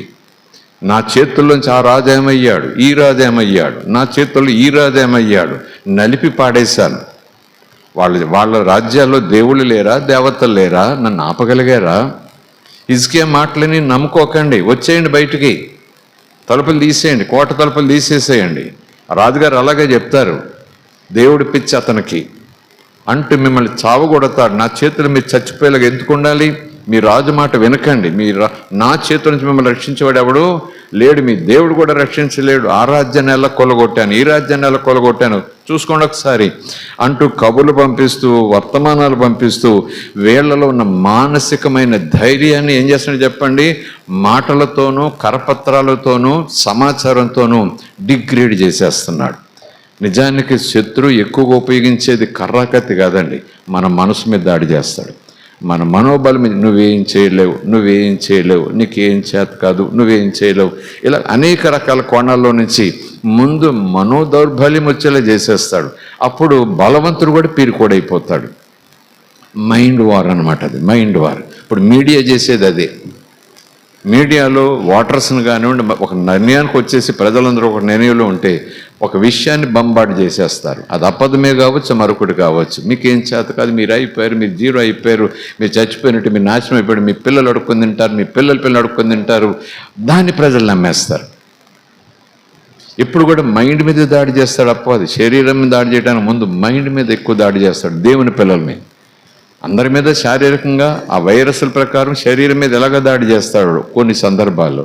కానీ దేవుని పిల్లల మీద ఎందుకంటే మైండ్ అంతా దేవుని మీద పెట్టాం కనుక, హృదయం దేవునికి ఇచ్చాం కనుక, దేవుణ్ణి మన హృదయానికి సారథిగా చేసుకున్నాం కనుక, ఒక మాటలో చెప్పాలంటే కనుక వాడు టార్గెట్ చేసేది మన మనసు మీద. మనసు మీద ఎందుకు టార్గెట్ చేస్తారంటే అందులో అమూల్యమైన విశ్వాసం ఉంది. అమూల్యమైన విశ్వాసంతో పాటు ఏముంది? దేవుని యొక్క వాక్యం ఉంది. అందుకే ముందు మనసు మీద దాడి చేస్తాడు, మన ఆలోచనల మీద దాడి చేస్తాడు, మన తలంపుల మీద దాడి చేస్తాడు, మన నిర్ణయాల మీద దాడి చేస్తాడు, మన సమర్పణ మీద దాడి చేస్తాడు. వెంటనే ఎప్పుడైతే అక్కడ వీక్ అవుతామో వాడికి సులువుగా దొరికేస్తాం. మన నిర్ణయాల్లో ప్రయారిటీలు మారిపోతాయి, మన కమిట్మెంట్లో ప్రయారిటీలు మారిపోతాయి. అప్పుడు దాకా పట్టుదలతో ముందుకెళ్ళాడు, ఒక్కసారి పట్టుదలేస్తాం, ఇంకా సాధ్యం కాదంటూ వెనక్కి వచ్చేస్తాం. ఆ పట్టుదల ఆ నెక్స్ట్ స్టెప్లోనే నీకు ఉంది ఆశీర్వాదం, అక్కడ నిన్ను కొట్టి వెనక్కి రాగాలనుకుంటాడు. స్తోత్రం కలుగునుగాక. ప్రైజ్ ది లార్డ్, హల్లెలూయా. చివరికి మరి దేవుడు ఏం చేశారు? ఏమైనా దేవుడు చేశారా? స్తోత్రం కలుగునుగాక. Praise the lord, hallelujah. దేవుని నామానికి స్తోత్రం. 20వ వచనం చూడండి. రాజైన హిజ్కియాయును ఆమోజు కుమారుడైన యెషయా అను ప్రవక్తయు ఈ విషయాన్ని బట్టి ప్రార్థించి, ఎందుకంటే బంబాట్ చేసేస్తున్నాడు కదా, నా చేతుల నుంచి మేము ఎవరు తప్పిస్తారు, మీ దేవుడు కూడా తప్పించలేడంటూ ఇంకో పత్రికలు రాసి పంపించాడంటే మీడియా, పేపర్స్, న్యూస్ పేపర్స్. ఇప్పుడంటే ప్రింట్ మీడియా ఒకప్పుడు, ఇప్పుడేమో వీడియో, సౌండ్ మీడియా కూడా వచ్చేసింది. కనుక ఇక్కడ స్ట్రాటజీ అదే. ఇంటింటికి పత్రికలు అయిపోయారు మీరు, మిమ్మల్ని ఎవరు రక్షించలేరు, ఆయన మీటింగులు పెట్టి ఏం పర్లేదమ్మా దేవుడు ఉన్నాడు అని సభలు పెట్టుకుంటూ ఆయన రాజ్యాన్ని కాపాడుకోవటానికి మిమ్మల్ని బరువు కలుసులు చేసేస్తున్నాడు, మీరు చచ్చిపోతారు ఆయన పరిపాలనలో అంటూ ఇంటింటికి పత్రికలు, అంతటి పత్రికలు రాసి పంపాడు. ఆ ప్రాకారాలు పట్టుకోవటానికి బెదిరించటం ప్రారంభించాడు. 20వ వచనం. హిజ్కియాను యెషయా అనే ప్రవక్త ఇందును గూర్చి దేవునికి మొరపెట్టారట. అప్పుడు దేవుడు 21 వచనం, అప్పుడు దేవుడు యెహోవా ఒక దూతను, సైన్యాన్ని కాదండి, ఏం చేశారు యెహోవా ఒక్క దూతను పంపెను. అతడు అష్షూరు రాజు దండెలోని పరాక్రమశాలులందరినీ, వాళ్ళే కాదు సేనా నాయకులను, వాళ్ళే కాదు అధికారులను నాశనం చేసేసాడట. అష్షూరు రాజు సిగ్గుపడిపోయి తన దేశానికి తిరిగిపోయాడట. స్తోత్రం కలుగును గాక. Praise the lord, hallelujah. దేవుని మనకి స్తోత్రం. అంతేకాదు, అతడు తిరిగిపోయినప్పుడు, అష్షూరు రాజు తిరిగిపోయినప్పుడు ఏదో జరిగింది ఆయన వెళ్ళిన చోట. అంతటా అతడు తన దేవుని గుడిలో, అష్షూరు రాజుకు దేవుడు ఉన్నాడు, తన దేవుని గుడిలోకి తిరిగిపోయి అక్కడ దాక్కున్నాడు. చొచ్చినప్పుడు అతని కడుపున పుట్టిన వారే అతనిని అక్కడికక్కడ కత్తి చేత చంపేశారు, శత్రువుని. ప్రభు అంటాడు, నీ శత్రువును చంపాల్సిన పని లేదు. ఆ శత్రువులోనే శత్రువులైపోయి వాళ్ళను వాళ్ళే నాశనం చేసుకుంటారు. యుద్ధం యెహోవాదే. ఆ శత్రువుకు 1000 మంది సైన్యం ఉండొచ్చు, దేవుడికి ఒక్క దూత చాలు. Praise the lord, hallelujah. నీకు వేవేల సమస్యలుంటే ఉండొచ్చు, యేసయ్య ఒక్క మాట చాలు, సమస్యలని కొట్టేస్తుందంటే. Praise the lord, hallelujah. Don't fear, don't get worry, don't get discourage. భయపడొద్దు, కృంగిపోవద్దు, వేదన చెందొద్దు, విరక్తి చెందొద్దు, ఇన్ని సమస్యలతో ఎలాగా అనుకోవద్దు. యేసయ్య ఒక్క మాట, యేసయ్య ఒక్క వాగ్దానం, యేసయ్య ప్రేమతో వచ్చే ప్రత్యేకమైన దీవెన నీ సమస్యలన్నీ కూడా ఎక్కడికి పోయాయో నీకే తెలియకుండా చేసేస్తాడు. ఆ సమస్యలు సృష్టించిన ఆ విధానం కూడా మారిపోతుంది. ఆ వ్యక్తి మారిపోతాడు, ఆ స్థలము మారిపోతుంది, వాళ్ళ పరిస్థితులు కూడా మారిపోతాయి. స్తోత్రం కలుగును గాక. Praise the lord, hallelujah. దేవుని మనకి స్తోత్రం. అలాగును దేవుడు కాపాడినందుకు అన్ని దేశాల నుంచి, అన్ని చోట్ల నుంచి హిజ్కియాకి ఏమొచ్చేసాయి? బహుమానాలు వచ్చేసాయి. యుద్ధమేం చేయలేదండి, డాళ్ళు జయించాడు, ఆ కాలువలు ఆపుకున్నాడు, గోపురాలు పెద్ద జయించాడు, యుద్ధం అయిపోయిన సంపాదించుకుని రోజు డ్రిల్ చేస్తున్నారు సైనికులందరూ. ఎంత చేసినా ఒక్కడ కత్తి తీయలేదు.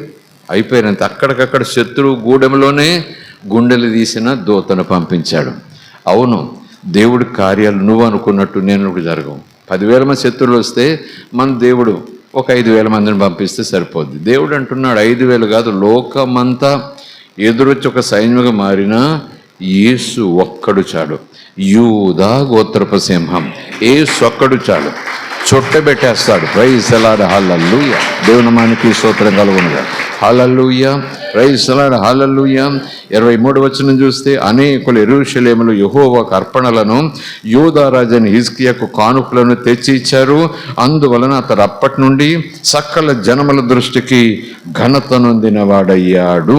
అయినా తర్వాత ఆయన ఒక రోజు రోగయ్యాడు. ఆ రోగం ఎంత దూరం పోయిందంటే, ఇక నువ్వు బ్రతకమని దేవుడు చెప్తున్నాడు, ఇల్లు చక్కబెట్టుకోమని ప్రవక్త కూడా వచ్చి చెప్పేశాడు. నేనంటున్నాను, దేవుళ్ళు నువ్వు యథార్థంగా ఉండొచ్చు, నువ్వు వర్ధిల్లొచ్చు. అకస్మాత్తుగా శత్రుడు చుట్టూ సమస్యల మాదిరిగా చుట్టుమోగొచ్చు. ప్రార్థన ద్వారానో నీ విశ్వాసం ద్వారానో దేవుడు ఆశ్చర్యకార్యం చేయొచ్చు. మళ్ళా మరుసటి సంవత్సరం ఇప్పుడు వీళ్ళు మళ్ళీ ఆపద ఏదో రావచ్చు. దేవుడు పరిస్థితులను తన స్వాధీనంలో ఉంచుకున్నాడు. స్తోత్రం కలుగునుగాక. దేవునిలో ఉంటూ వర్ధిల్లాడు. అపవాది కన్నుగొట్టింది, చుట్టుముట్టేశాడు, నిజానికి ఓడించలేము, దేవుడు సహాయం చేశాడు. అప్పుడే విజయం వచ్చింది, అప్పుడే బహుమానాలు వచ్చాయి, అప్పుడే సన్మానాలు. ఊరంతా ఈయన పేరు చెప్పేసుకున్నారు. ఈ రాజు ఎలా జయించాడంటే అంటూ చెప్పేసుకుంటా ఉంటే ఆనందం, మహానందం. అందుకే అంటున్నాను నేను, అంతలోనే వర్ధిల్లటము, అంతలోనే సన్మానము, అంతలోనే పేరు, అంతలోనే పర్లేదు నేను బాగుంటాను అనుకోవటం. అకస్మాత్తుగా ఆ రాజుకు రోగం, అది కూడా మరణకరమైన రోగం.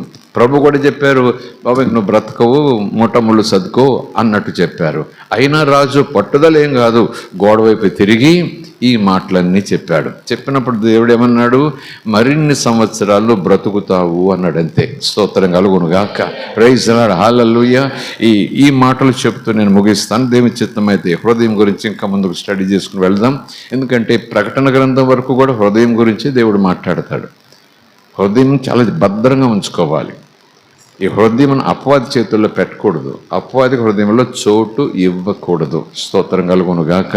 సో ఈ యొక్క రాజు వ్యవహారం చూస్తే తండ్రి తర్వాత రాజ్యం వచ్చింది, దేవుని గుడిని తెరిచాడు, దేవుని పనులు చేశాడు, అంతా శుభ్రం చేయించాడు, అందరినీ శుభ్రంగా ఉండమన్నాడు, బలులు చక్కగా నిర్వర్తించాడు, అన్ని హృదయపూర్వకంగా జరిగించాడు. పని ప్రారంభించాడంటే ముగించే వరకు కూడా అస్సలు వెనక్కి చూసేవాడు కాదు. స్తోత్రం కలుగును గాక. పని ప్రారంభించే వాళ్ళు హీరోలు కాదండి, పని ప్రారంభించి కొంచెం చేసేవాళ్ళు హీరోలు కాదండి, పని ప్రారంభించి కొనసాగించి ముగింపు చేసి చేతులు కడుక్కునేవాడు హీరో. Praise lord, hallelujah. దేవుని మనకి స్తోత్రం. ప్రారంభంలో 100 మంది ఉంటారు, కొనసాగించే సమయానికి 30 మంది ఉంటారు, చివరికి అసలైన గడువు ఇచ్చేటప్పటికి 5 ఉంటారు. అక్కడ ఎక్కడైనా సరే ప్రారంభించేటప్పటికి అందరికీ ఒక ఆత్మీయత, ఒక హుషారు. ఆ తర్వాత ఆ కొనసాగించే టైంకి కొద్దిమంది ఉంటారు, ఎక్కడికి వెళ్ళిపోయారు తెలియదు. ఇంకా చివరికి ముగింపులోకి వచ్చింది, జాతక చూసుకోవాలి, ఫైనల్ ఇదే రిజల్ట్ వచ్చే టైము.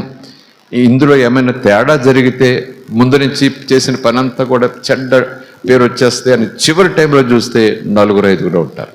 అప్పుడే అసలైన మూమెంట్. అప్పుడు 5 రారు. ఏరి ఎవరున్నారు, ఏరి ఎక్కడ అనుకుంటే ఎవరు కనపడరు. ఎందుకు ఈ రాజు మాటను ఎలా చెప్తున్నానంటే, నేనైనా మీరైనా మనమైనా ఒక సమర్పణతో పని ప్రారంభించామంటే చివరి వరకు యేసు మీదే దృష్టి, యేసు మీదే ధ్యాస. అందరితో చేస్తాను, అందరినీ కలుపుకుంటూ పోతాను, కలిసి వచ్చినా రాకపోయినా నేను చేసుకుపోతా. ప్రైజ్ లార్డ్, హల్లెలూయా.